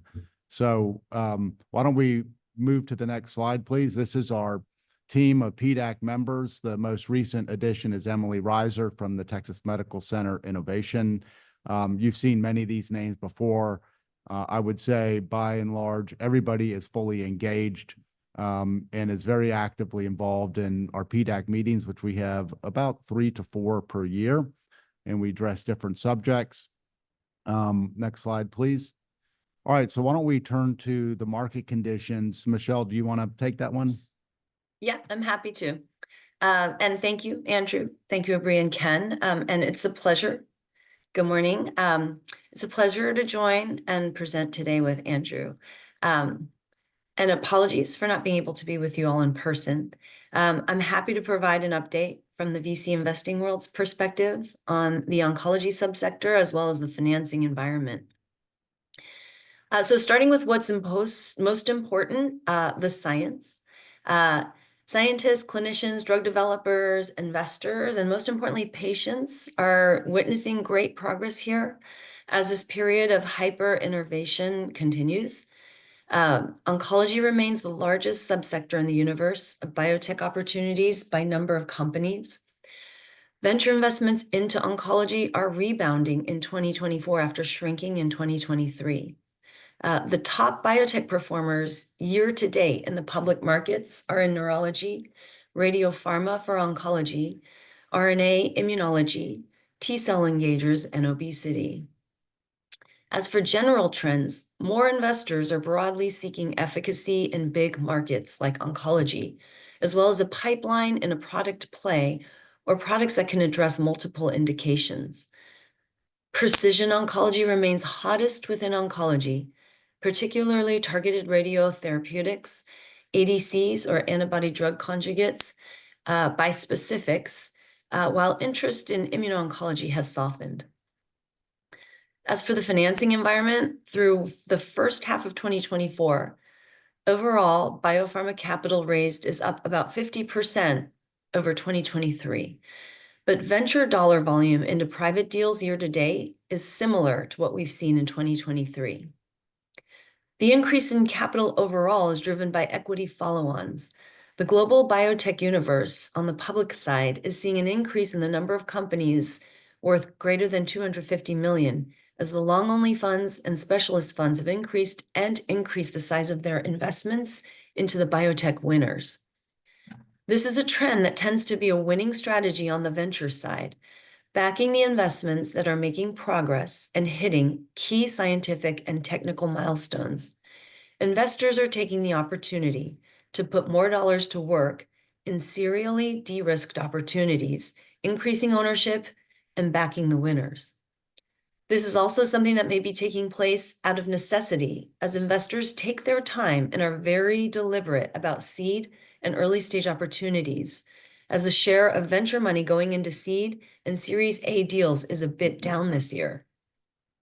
More seeded companies are doing seed extension rounds, and early stage opportunities have insiders leading subsequent financings. For many venture firms, including NEA, because of high capital needs of new emerging modalities and or a desire to put more dollars to work into companies that are making solid progress, more investment dollars are being reserved for follow-on support and investment. Another strategy we've observed is seeding companies with highly structured tranched investments so that additional dollars going in are triggered only upon hitting key technical milestones.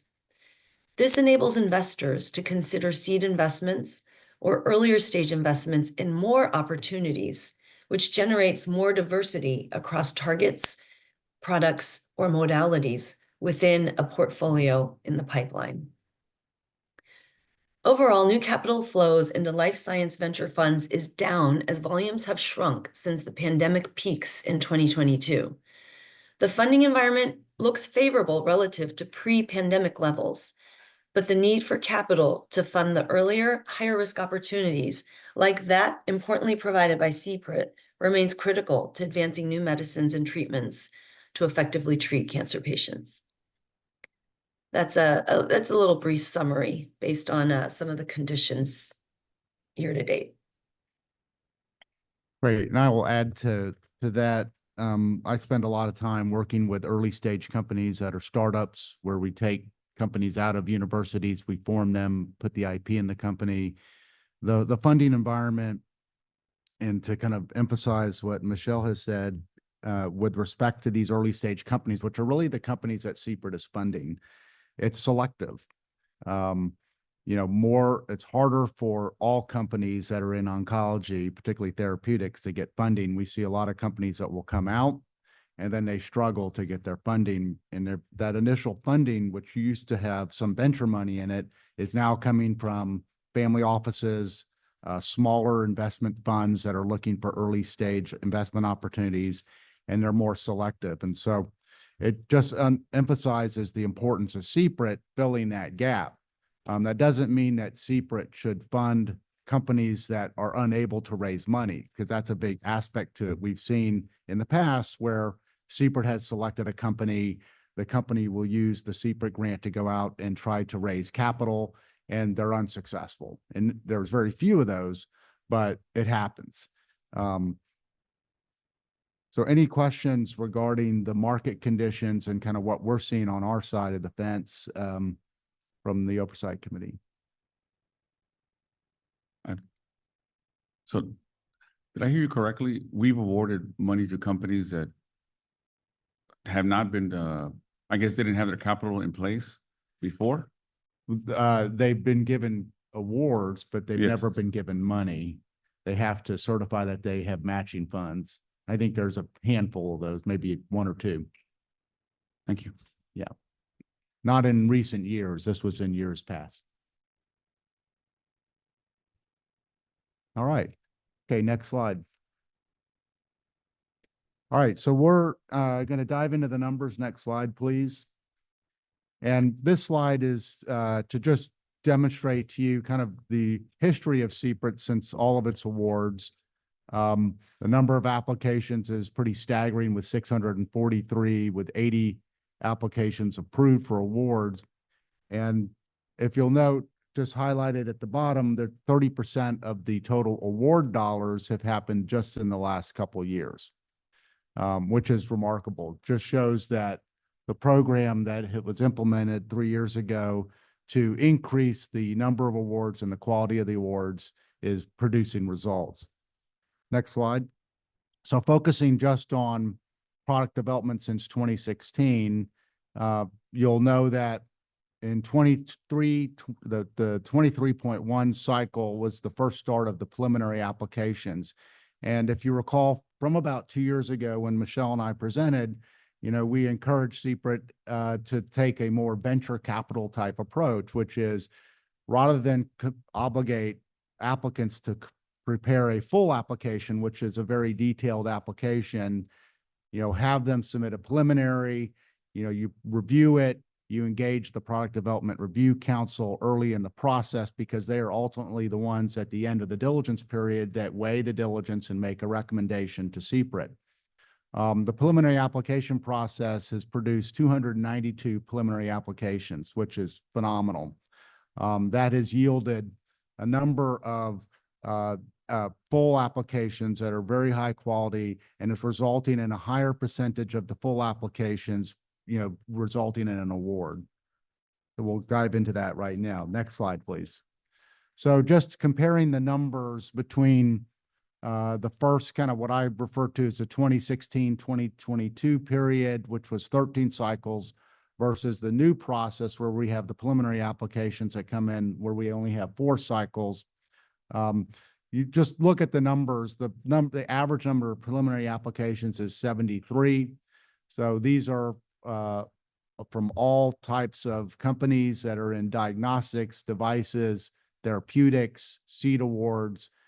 So the number is pretty significant, and that taps the reviewers' commitments as well. And so, as Ken has reported to you previously, a big effort has been undertaken in the past 2 years to increase the pool of reviewers, and not only the number of reviewers, but their ability to cover different disciplinary subjects. Whether it's diagnostic, AI is a big thing, as we've heard in the last couple of years. Now, that process comparatively, if you go to the second bullet under the 2023 cycle, has resulted in an average number of 15 full applications compared to 27 in the prior. Again, the review of a full application is very detailed. It has multiple components to it. And so if we can have more people spending more time on fewer full applications, we get a very good review, a more robust review. The comparison on the number of wards was 2.8 in the prior period versus 6. And so this means that, we're averaging per cycle more awards. So more money is going to more people, per cycle. And then the average award amount went from 9.4 million to 7.5 million. Now, some may argue that that's a result of Ken's budget reduction process, which has been quite effective to bringing more in at lower number. But I also think that we're seeing less awards that are shooting for the sky. We had some previous awards in the prior period that were up to $20 million. Now the larger therapeutics awards are probably in the $14 to $16 million. And then you have more seed awards coming online. So it's bringing the total average down, which is not a bad thing.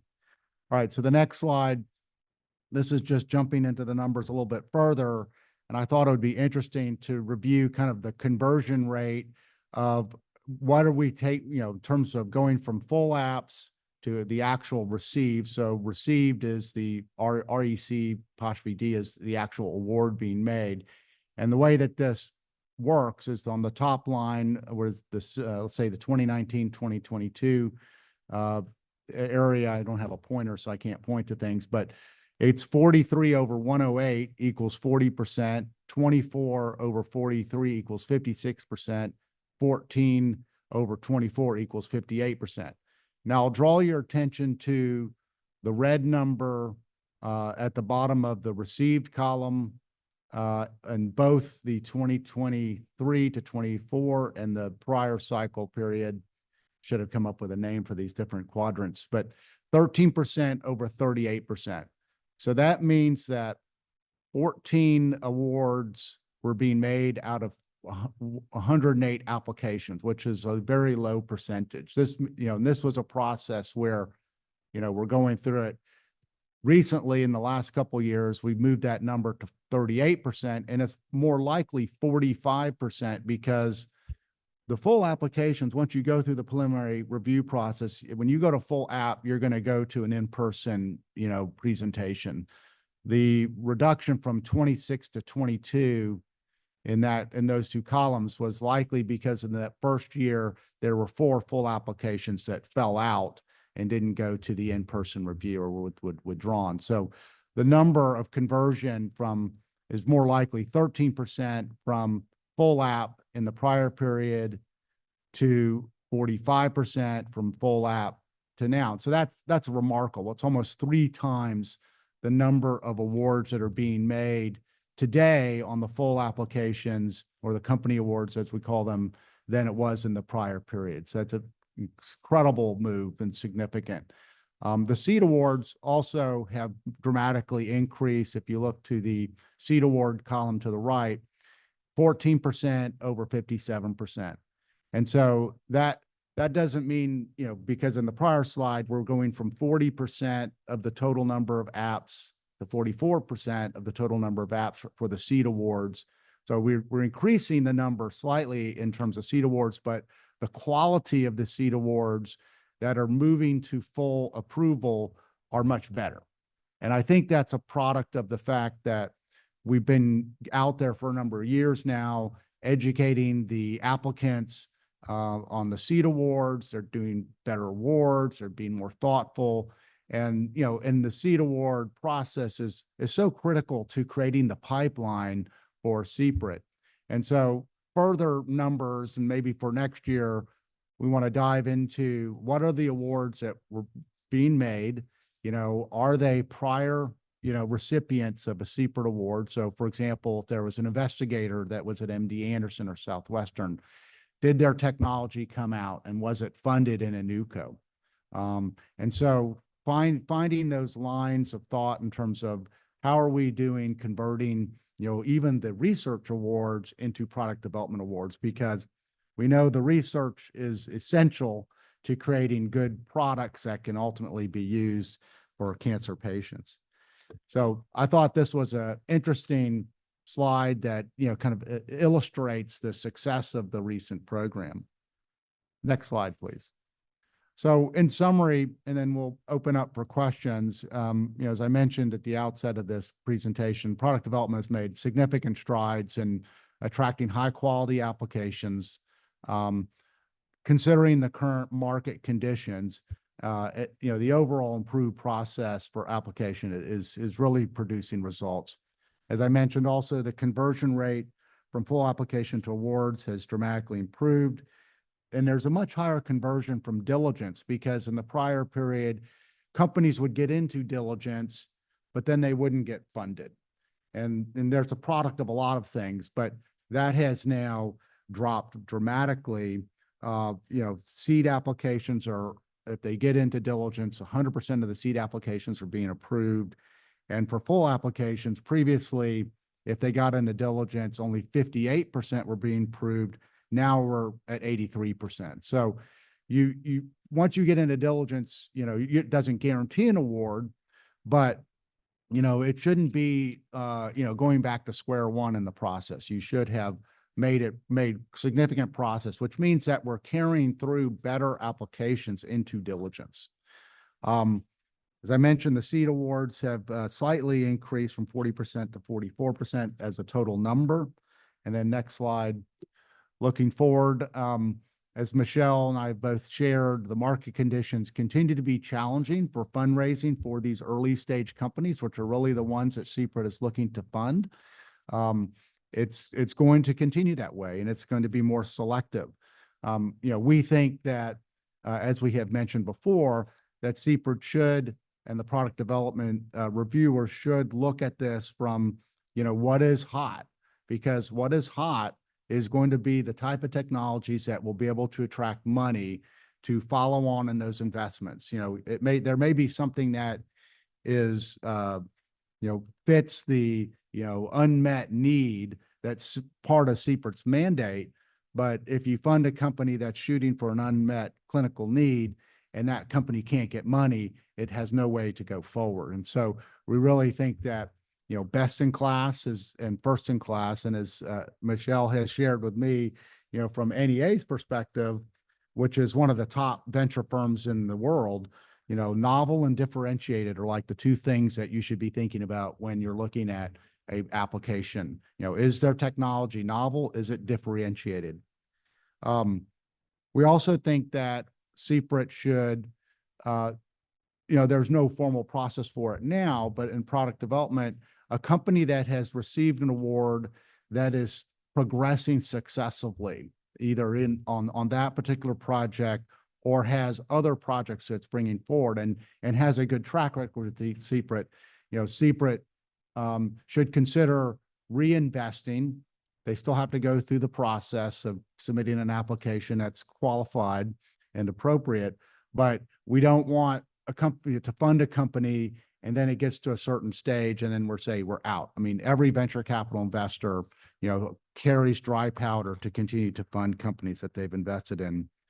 And I will tell you, number 4, because I have been a speaker at the Accelerator for Cancer Therapeutics, which was a CPRIT-funded enterprise, that is bringing in the next generation of biotech leaders. It is absolutely, the impact of that program and programs like that is significant. And if we want to continue to create the biotech ecosystem in Texas, whether it's Houston, Austin, San Antonio, Dallas, elsewhere, we need more programs like this. These programs, and I can tell you firsthand, are having an impact of getting investigators at MD Anderson and Southwestern thinking about not just research and publication, but also how am I going to take my technology that I've invested my life in and commercialize it? How are we going to launch it? How are we going to get it out? And having been a general counsel at a large university system here in Texas, you can't always rely on the Office of Technology Commercialization or the tech offices. I mean, they have so many responsibilities. And so they're not just looking at, the IP that just got filed. They've got multiple competing. So we want these investigators to be thinking don't just hand it off to OTC and hope that they get it out licensed. Let me think about how I can be more entrepreneurial. ACT has done that with a number of investigators throughout our institution. So I can't express how important I think that program is.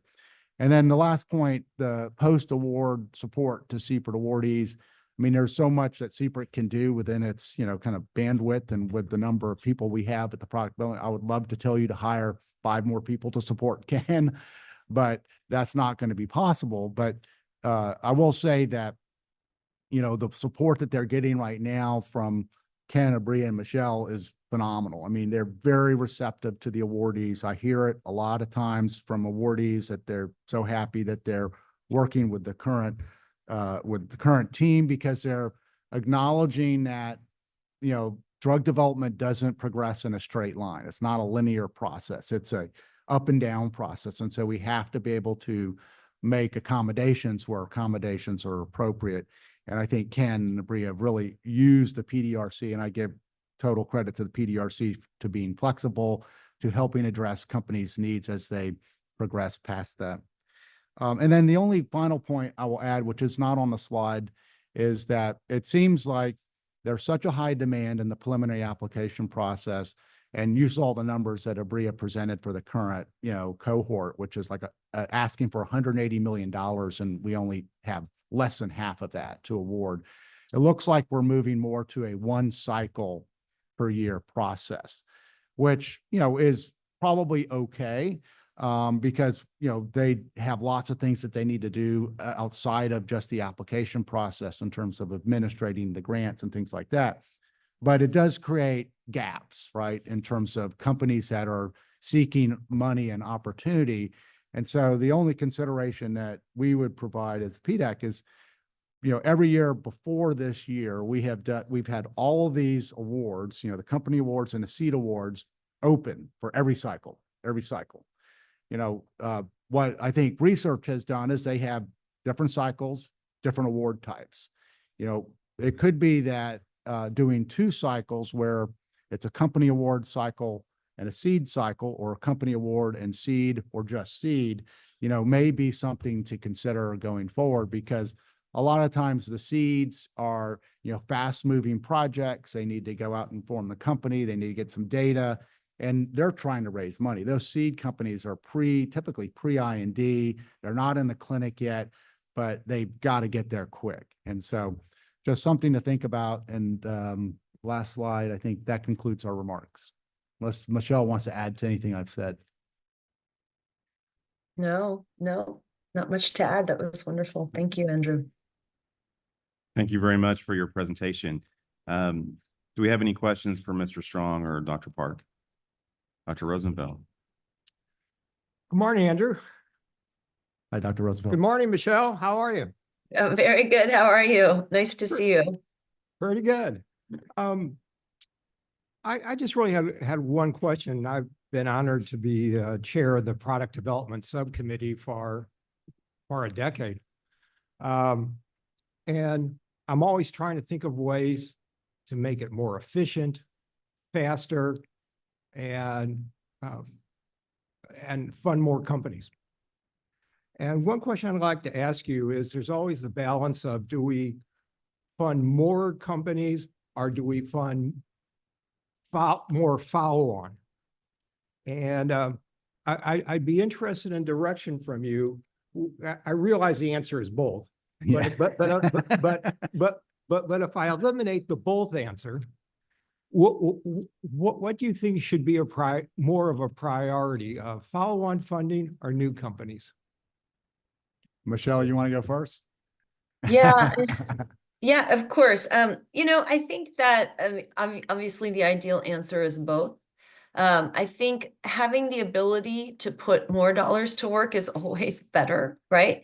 Diversity is very important in a portfolio, but I think because we're in this phase right now where there's so much happening, especially with AI, empowered machine learning, we really don't want to miss this newest wave of innovation.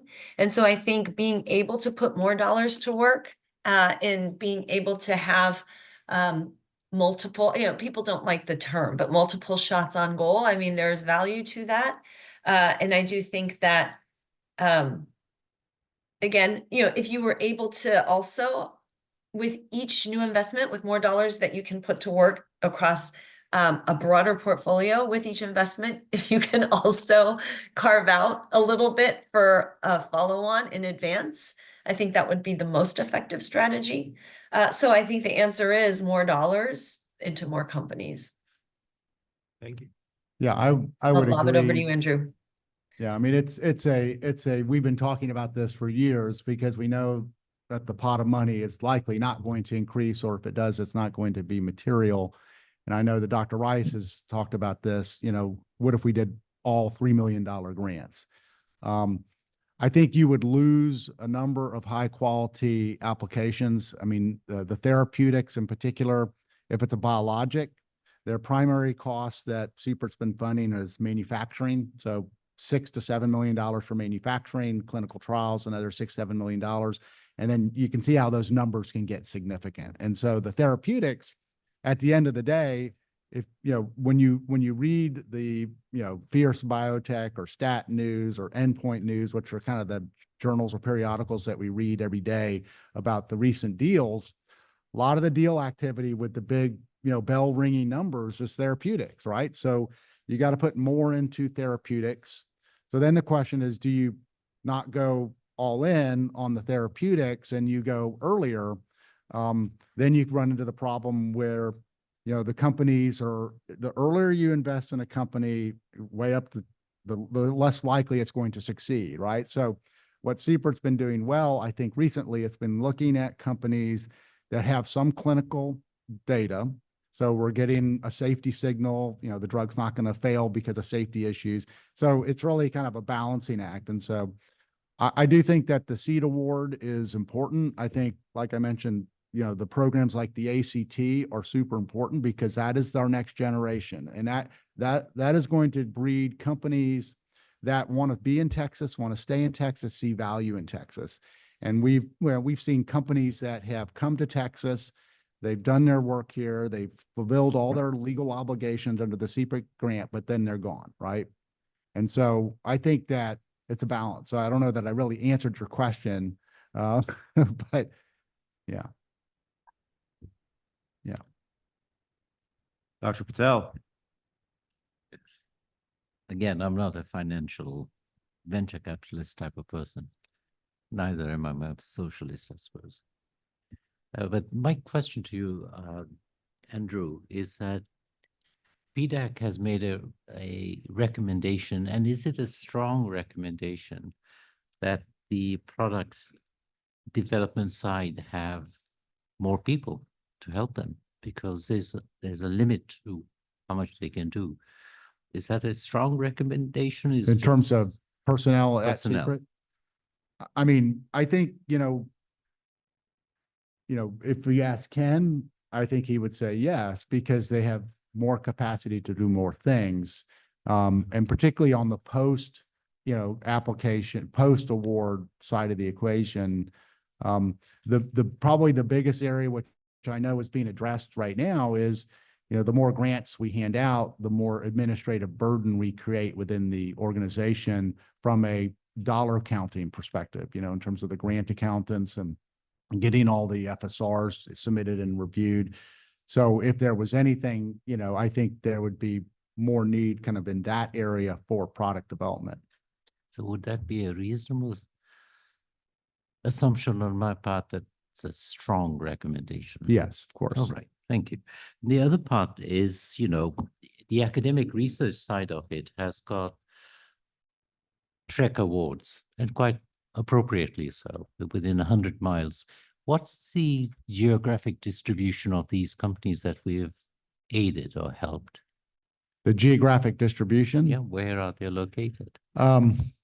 It's primarily Houston, Dallas, Austin, San Antonio. In terms of the companies that are coming to, that are being formed and coming to Texas, primarily so they can be near the clinical sites, really. I mean, I think if you look at Houston, Houston has a cell therapy, immuno-oncology, some radiotherapeutics. Dallas has, kind of same, but each of our kind of little hubs are developing their own expertise in terms of specialization. San Antonio is becoming, very strong in medical device and diagnostics and other therapeutics. So I think, kind of 10 years ago, I think all of our regions tended to compete against each other. And I think there's more, connectivity now between the different regions.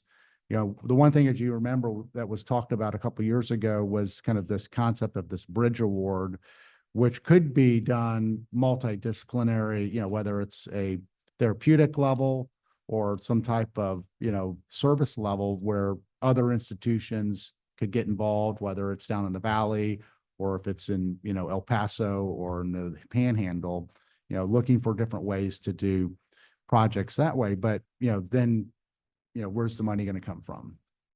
Big issue. And my reason for asking this is that, again, to bring back Ambrosio's point, is that all this money which has been granted to CPRIT is money which was granted by the people of Texas. And product development is an important part of it because you generate a lot of wealth in terms of people being employed, infrastructure being built. That's an extraordinary amount, and that data would be very nice to have in the future. But I see that, can the PDAC think about awarding companies along the veins that the TREC awards have been given? Can they think along those lines such that there is some distribution of companies appropriately for your expertise that can be within that 100-mile radius that Yeah. TREC Awards has, such that there is distribution of wealth which goes on, and there's a secondary benefit also coming down purely Yeah. from a business standpoint of view. For sure. Thank you.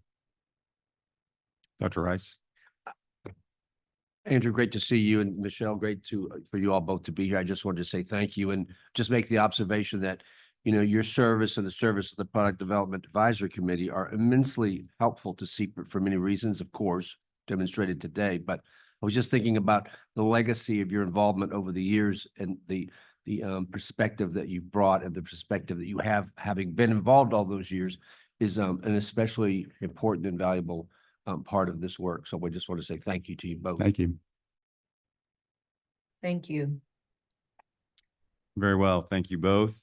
We'll see you next time. Thank you. Great. Thank you, Dr. Cummings. Thank you. All right, we're going to move on to item 13, Health and Safety Code Waivers. The chair recognizes Ms. Doyle to present the Health and Safety Code Section 102.1062 waivers for fiscal year 2025. So you have the you have the proposed waivers behind tab 9 in your book. There are 4 waivers for you to consider. Each of these waivers you have previously approved, so I'm only going to briefly address them unless you have questions. We have 3 waivers for individuals, all employed by CPRIT. Carlton Allen and Dr. Michelle Lewan both have conflict of interest waivers because they have spouses employed at institutions that may be applicants or receive awards from CPRIT. You will note that both Dr. Lewan and Mr. Allen are not involved in the review process in terms of discussion or vote on any of the awards. So this is really more from a transparency perspective. We just want to make it clear that they are not involved. To the extent that there is an issue, we've provided how we would screen them from any involvement.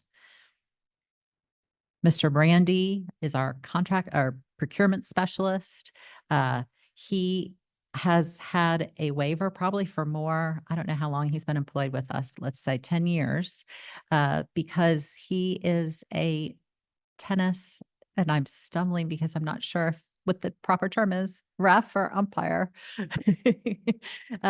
And he will preside over matches, NCAA college matches. So occasionally he is paid by grantees, grantees from, that receive, CPRIT grants. Again, he has no role whatsoever in any of the awards that are making in any of the process, but for transparency's sake, we put this, propose it, publish it. The last one is a standing waiver. So this one's unusual because it's not made for any specific person. The reason why we have this standing waiver is because occasionally a review council member in their role as chairing a panel will have a conflict of interest with one of the applications. Most of the times we try to, if we can identify that conflict of interest early, we will move the application to another panel. If we're unable to do that, then, of course, the member will recuse themselves from any discussion and vote when it's within the panel. The reason why this is necessary is because ultimately together, those review council members will come and have to discuss the full slate of awards. So normally, without this waiver, the review council member would not be able to discuss any of the awards because the application where they had the conflict would be part of that. This allows the review council member to participate in the discussion when they are talking about the recommended slate. We have, provided guidance and restrictions in terms of their participation. For example, they can't advocate for or against the application that has the particular conflict. And of course, we report all of that information. The reason why we can't do it on an individual basis is because usually there's not enough time, between an oversight committee meeting and when they are participating in awards. So that's why we went to the standing waiver. Are there any questions? Very good. Any questions for Ms. Doyle? Hearing none, is there a motion to approve the 4 proposed health and safety code section 102.1062 waivers for fiscal year 2025? So moved. Second. All in favor, vote aye. Aye. Any opposed? We'll move on to item 14, to proposed rule amendments. The chair now recognizes Ms. Eckel to discuss the proposed administrative rule change. Thank you, Mr. Chairman. So we just have one proposed rule change for final adoption for this meeting. We talked about it at the last meeting in May. This is the change that removes the requirement to provide physical copies of the Texas Cancer Plan. We did receive one comment, someone who noted that they were concerned about just noting the importance of having physical copies available. And you might remember that for the next Texas Cancer Plan, we're hoping, I am not involved at all, the prevention program is hoping to have it electronic, very dynamic, much like the annual report, which has been really successful. But we appreciated the comment, and while staff still recommends moving forward with the rule as initially published, we'll keep the text of the Texas Cancer Plan in a Word document. It won't have, obviously, all the graphics and dynamic and aspects of it as on the website. But if someone were to want just the information, we could give them just black and white text. So our next step would be to file this with the Secretary of State for the rule to become final about 20 days later. And that's it. Thank you very much. Are there any questions for Ms. Eckel? Hearing none, members, is there a motion to approve the final order adopting the rule change to Texas Administrative Code Chapter 701? So moved. Second. All in favor, vote aye. Aye. Any Aye. opposed? The motion carries. Move on to items 15, 16, and 17. Turning to agenda item 15, the chair recognizes Ms. McConnell to present the Chief Operating Officer's report. Can you hear me now? There. Good morning. So under tab 11 is my operating officer report. It's pretty standard, so there's nothing remarkable. I will note, just as an aside, that this goes through the third quarter, but in the fourth quarter, just so you know, we received a Merck royalty payment of almost a little bit over $188,000. And so, that's pretty significant and is bringing up our revenue sharing amounts. So are there any questions about my report? Yes. Dr. Rice. If you know offhand, I wondered, does that revenue associated with a prior was that a product development grant? And I wondered how long it's been since that product development was made, that grant, and then now we've received that payment. Yes, so that's the Peloton grant that was made back in 2011. Oh, sorry, 2010. I was corrected. It all runs together. And so then Merck bought out Peloton several years ago, and has since put Wellereg on the market, and it's the royalties from the sale of that product. Thank you. I was just making the obvious point that commercialization takes many years, and in this case, it's a benefit that was 14 years in the making. So we can anticipate for CPRIT to have future licensing revenue, which will be realized in the 2040 timeframe. Yeah, Absolutely. very true. Very good. Moving on to the next agenda item, which will be 16. Ms. McConnell, will you please explain the recommended contract renewals and extension for fiscal year 2025? Yes, so we have 6 contract renewals for you. The Ballin Boyd's contract for $330,000 to perform our due diligence reviews of the product development grant applications. The Perriman Group contract for $202,000, a little over $202,000 for the economic assessment of cancer plan required annually. Our contract with Weaver and Tidwell for internal audit services for $185,000. 2 outside counsel contracts, one with Norton Rose Fulbright and the other with McDermott, Will and Emery, each for $155,000 to conduct IP due diligence on the product development research company applicants, and Wellspring for the intellectual property database subscription and a one-time professional services engagement in the amount of $120,000. In addition, we also are seeking approval of an amendment to our existing contract with Business and Financial Management Solutions to provide peer review monitoring services, to increase that existing contract for $121,000 to $167,000. This will cover the peer review monitoring that is necessary in September for several of our peer review meetings. We're in the process of making an award for a new contract going forward from FY25. So that will be covered from October. Thank you very much. Members, are there any questions for Ms. McConnell regarding contract renewals and extension? Dr. Rosenfeld. Just one quick one that doesn't have to do with contracts. It's just wondering, are you going to provide an update on the biennial CPRIT meeting?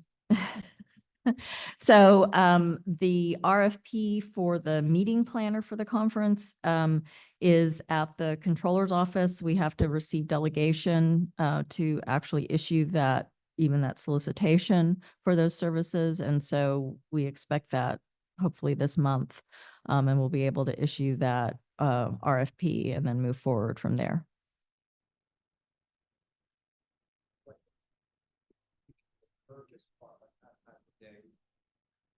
Best guess right now, just given time frame, is hopefully sometime January of calendar 26, sometime after that. Thank you.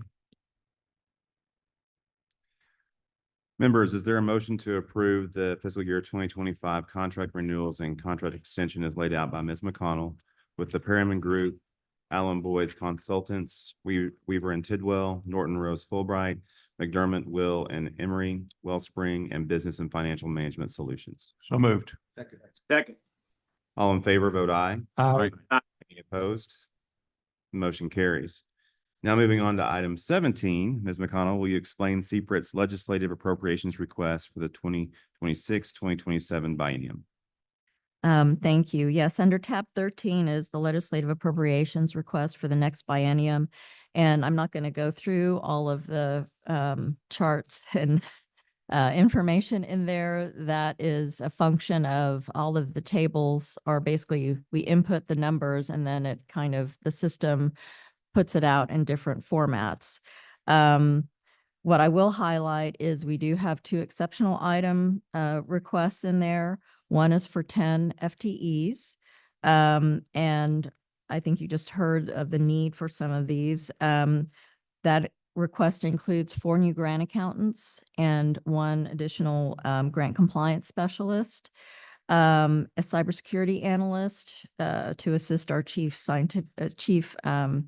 security officer, a front-end developer to work on website maintenance, an external relations manager to provide support to executive staff for outreach externally with all of our stakeholders as well as with the legislature, a data scientist for the academic research program, and an intellectual property database manager. Both of those deal with the information that we collect in the respective areas and just being able to synthesize that information. These requests, obviously, we do not get additional appropriations. That money has to be taken out of our $300 million per year bond budget. And so the total of that is about $1 million in each year of the biennium. The slight increase, the increased amount in FY26 would be to cover the one-time costs for purchasing laptops and other items for them. And then the second exceptional item is to increase both the chief executive officer and chief scientific officer exempt salary positions by 10%. And the total of that increase is about almost $96,000 per year. One thing to note is that the chief executive officer position did not receive and the 5% year over year salary increase this current biennium in 24 and 25 that was provided to all state employees, including exempt salaries at other state agencies. And then we're also requesting the increase for the chief scientific officer only to maintain competitive within a competitive range just because of the analogous positions that are at higher ed organizations. One thing I want to underscore is that in terms of our operating budget, so currently we have an operating budget in 24-25 of about $21.4 million, which is 7.1% of our appropriated funds, so the $300 million, or when you take it across the awards, anytime that we have active awards of $1.4 billion at any given time, that's 1.5%. And those percentages don't change dramatically even with the move of money in FY26 and 27 with the exceptional items. The operating budget would be about 7.5% of appropriated funds and 1.6% of total grants under active management. Thank you. Are there any questions for Ms. McConnell or the audit subcommittee? Hearing none, do I have a motion to approve CPRIT's legislative appropriations request for the 2026-2027 biennium? So moved. Second. All in favor, vote aye. Aye. Aye. Any opposed? Motion carries. Thank you very much. Thank you. We'll move on to item 19, our communications program update. The chair recognizes CPRIT's communication director, Mark Loeffler, to update us on CPRIT's communication activities. Good afternoon, members. Thank you. You will find my report behind tab 15, I believe. Just a couple of things to point out. First of all, Dr. Rosenfeld, I wanted to also agree with you that that number of participation in clinical trials is impressive. It is now in the press release that just went out. So thank you for the suggestion. So I agree, it is an amazing number. So thank you. And we did talk about clinical trials in the press release anyway. So that's a great addition. Also, as Cameron had mentioned, we are moving forward with the Texas Cancer Plan that is going to be online. We will have an accommodation for a print version, but that we've begun layout on that cancer plan, so you can look forward to that. At the same time, we'll be working on that. We're also going to be working on the upcoming annual report. And so those will be developing along at the same time. So it's going to be a busy fall. So look forward to that annual report in January of next year. And then finally, I believe we posted this since the last meeting, but if you haven't gotten a chance to visit the website, at the top of the website, you'll see a video listed, and that's why CPRIT matters. It was a message. It was an interview that Jane Nelson, Secretary Nelson, did for us. It was actually for the Wayne video, but she also gave us a broad statement about CPRIT, and it's very inspirational and very moving. So I encourage you to check that video out. It's at the top of our website. And I'd be happy to answer any questions. Very well. Any questions? Thank you very much, Mark. Appreciate your update. Let's move to item 20, subcommittee business. We will need to assign officially our newest member of the Oversight Committee to subcommittee assignments. We have quorum restraints on how many of us can be on each subcommittee. So the ones that are available right now are our 3 program subcommittees. And with this as a reminder, this changes every 2 years. So our next reshuffle will be in August of 2025. So I propose that Mr. Taylor join the Prevention, Product Development, and Scientific Research subcommittees. Members, is there a motion to approve the new subcommittee appointments for Mr. Taylor? Second. All in favor, vote aye. Aye. Any opposed? The motion carries. We'll move on. Now we'll go back to item 18, and we'll also have item 21 and 22 upcoming. Item 18 is our internal auditor report.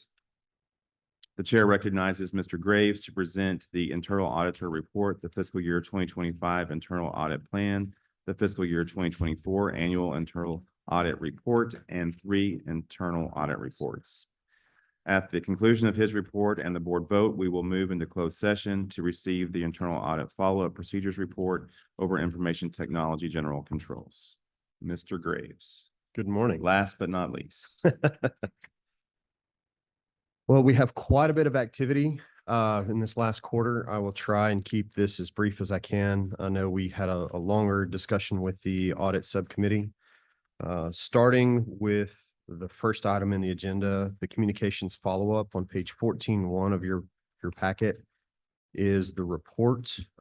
These are the follow-up, or this is the follow-up report from the prior audit that we had done.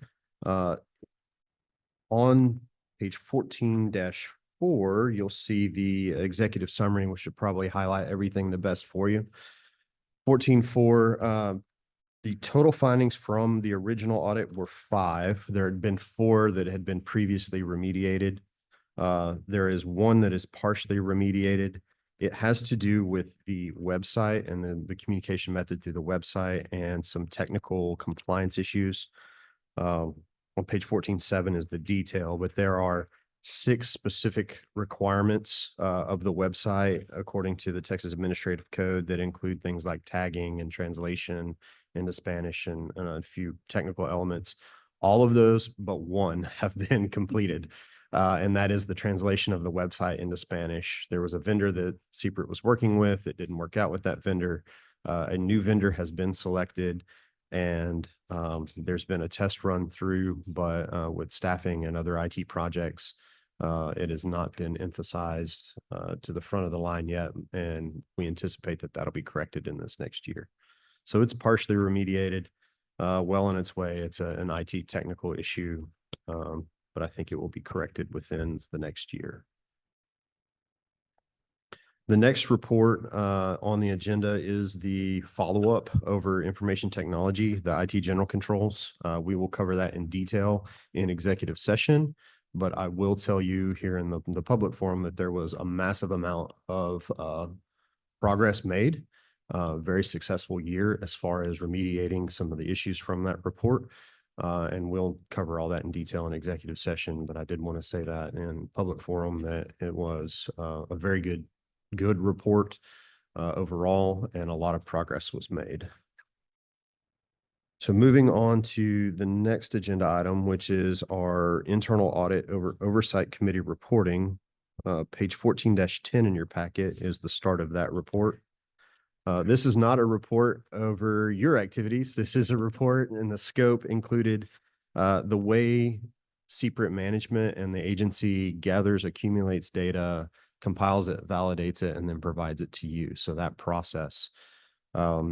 Overall, on page 14-15 of your packet is the executive summary. We gave this report a strong rating. There were no findings based on the process and testing that we did. So there's the overall assessment was strong, as well as the two objectives A and B, the design of the controls and the effectiveness of the process, both received strong ratings. The next report I have for you is the Records Management Advisory Report. That's page 14-22 of your packet. This was an advisory engagement. So in an advisory engagement, we do not issue a report rating and we do not have findings. We just have report back to you the results of our activities. So this was an overall process improvement advisory engagement on the review of how the agency handles records management, specifically within the SharePoint system in the agency. That is a large system that has been in place for many years. We have files that dated back all the way, I think, to 2019 or before. What we did as part of that is we used our data analytics department and got an export of all the file names and locations, et cetera, for over 348,000 files in the SharePoint system. We developed a system to use tagging that is consistent with the agency's existing records management policy that has been submitted and approved to the Library and Archives Commission. So we have developed a way to create a tagging system. We have gone through and provided preliminary tagging for all 348,000 files. It was an undertaking, but we did that through some of our data analytics software and then some manual review based on, frankly, the 10 years that we've been the internal auditor for the agency to be able to have some insight on some of those files. We also developed worked with management to develop a standard operating procedures. So there's to put in place an annual evaluation procedure for those files to be consistent with the records management policy. So quite a bit of movement in that area as well this year. It was a big advisory engagement, but I think overall, like I said, over 250,000 files that we reviewed and assigned tags to develop that process, we think was pretty successful. The next item that I have to present to you on page 14-32 of your packet, 1431 and 1432 is our summary table of open internal audit findings. And so the start of that is a report over or a status of the audits and the findings and, if they've been resolved or not. The item I'd like to turn your attention to is on the bottom of page 1432. The open item summary is the most significant piece there. That is all the findings that are currently open. And I'll have you note that there is only one that is open, and that is the website update. So that is a tremendous feather in the hat of CPRIT management that all the prior internal audit findings have been revised. There were no new findings this year. That is astounding. It's a very good progress report for you there. The last two items I have for you relate to next year's internal audit and internal audit plan. On page 14-33 is our proposed internal audit plan for fiscal year 2025. We performed a risk assessment update with the CPRIT management team and reviewed the internal audit history. And based on that updated risk assessment, the historical internal audits, those results, we have prepared this proposed internal audit plan. The three major audit activities would be in the areas of post-award grant monitoring, procurement P cards, and non-grant expenditures. The post-awards grant monitoring would be an internal audit focused on the review and processing of the FSRs, the financial statement reports from the grantees. So the process by which we review those and send out reimbursements to grant recipients. The procurement P card and non-grant expenditure audit activities would be advisory engagements. The P card would be a process evaluation of the use of P cards and utilization of the state's P card rebate program. And then in non-grant expenditures, it would be a review of those expenditures through the new CAP system. We haven't done one since the CAP system has been implemented. And so that would be the proposed activities from the detailed non-grant expenditures, then the two follow-ups as well. So that is the proposed internal audit plan for fiscal year 2025.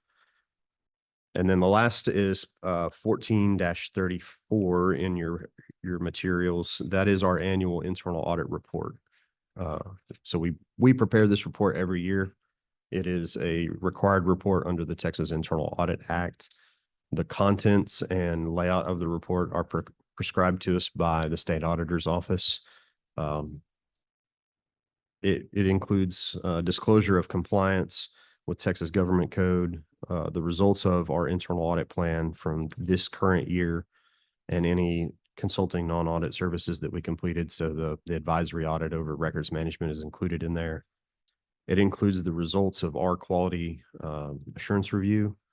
That is the peer review that our firm receives as being part of the Texas public accounting firms. It includes the proposed fiscal year 2025 plan, disclosure on any external audit services procured for fiscal year 24. And then the last section of that is required is a disclosure on how the agency handles fraud, waste, and abuse reports.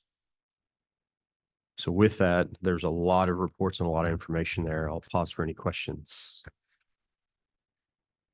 Any questions for Mr. Graves? Thank you.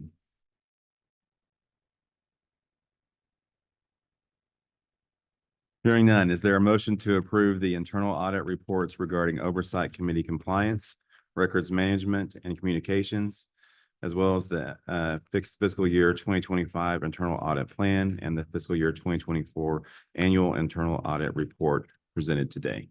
So moved. All in favor, vote aye. Any opposed? The motion carries. The Oversight Committee will move into closed session to receive an update on the internal audit follow-up procedures report over information technology general controls. We will also discuss an ongoing compliance investigation and consult with CPRIT's counsel. For members of the public watching this meeting, other than potential action related to the internal audit follow-up procedure report over informational technology general controls, we have reached the end of our agenda. I do not expect to act on other items after returning from closed session before adjourning the meeting. We go into closed session pursuant to Texas Government Code 551.076 to discuss the internal audit addressing information technology general controls and Section 551.071 and Texas Health and Safety Code Section 102.2631 to consult with CPRIT's counsel and the Chief Compliance Officer regarding an ongoing compliance investigation. The following CPRIT staff shall join the Oversight Committee in the closed session: Ms. Doyle, Ms. McConnell, Mr. Burgess, Mr. Nance, Ms. Eckel, Ms. Cusick, Mr. Emenike, and Mr. Graves. The time now is 11:25.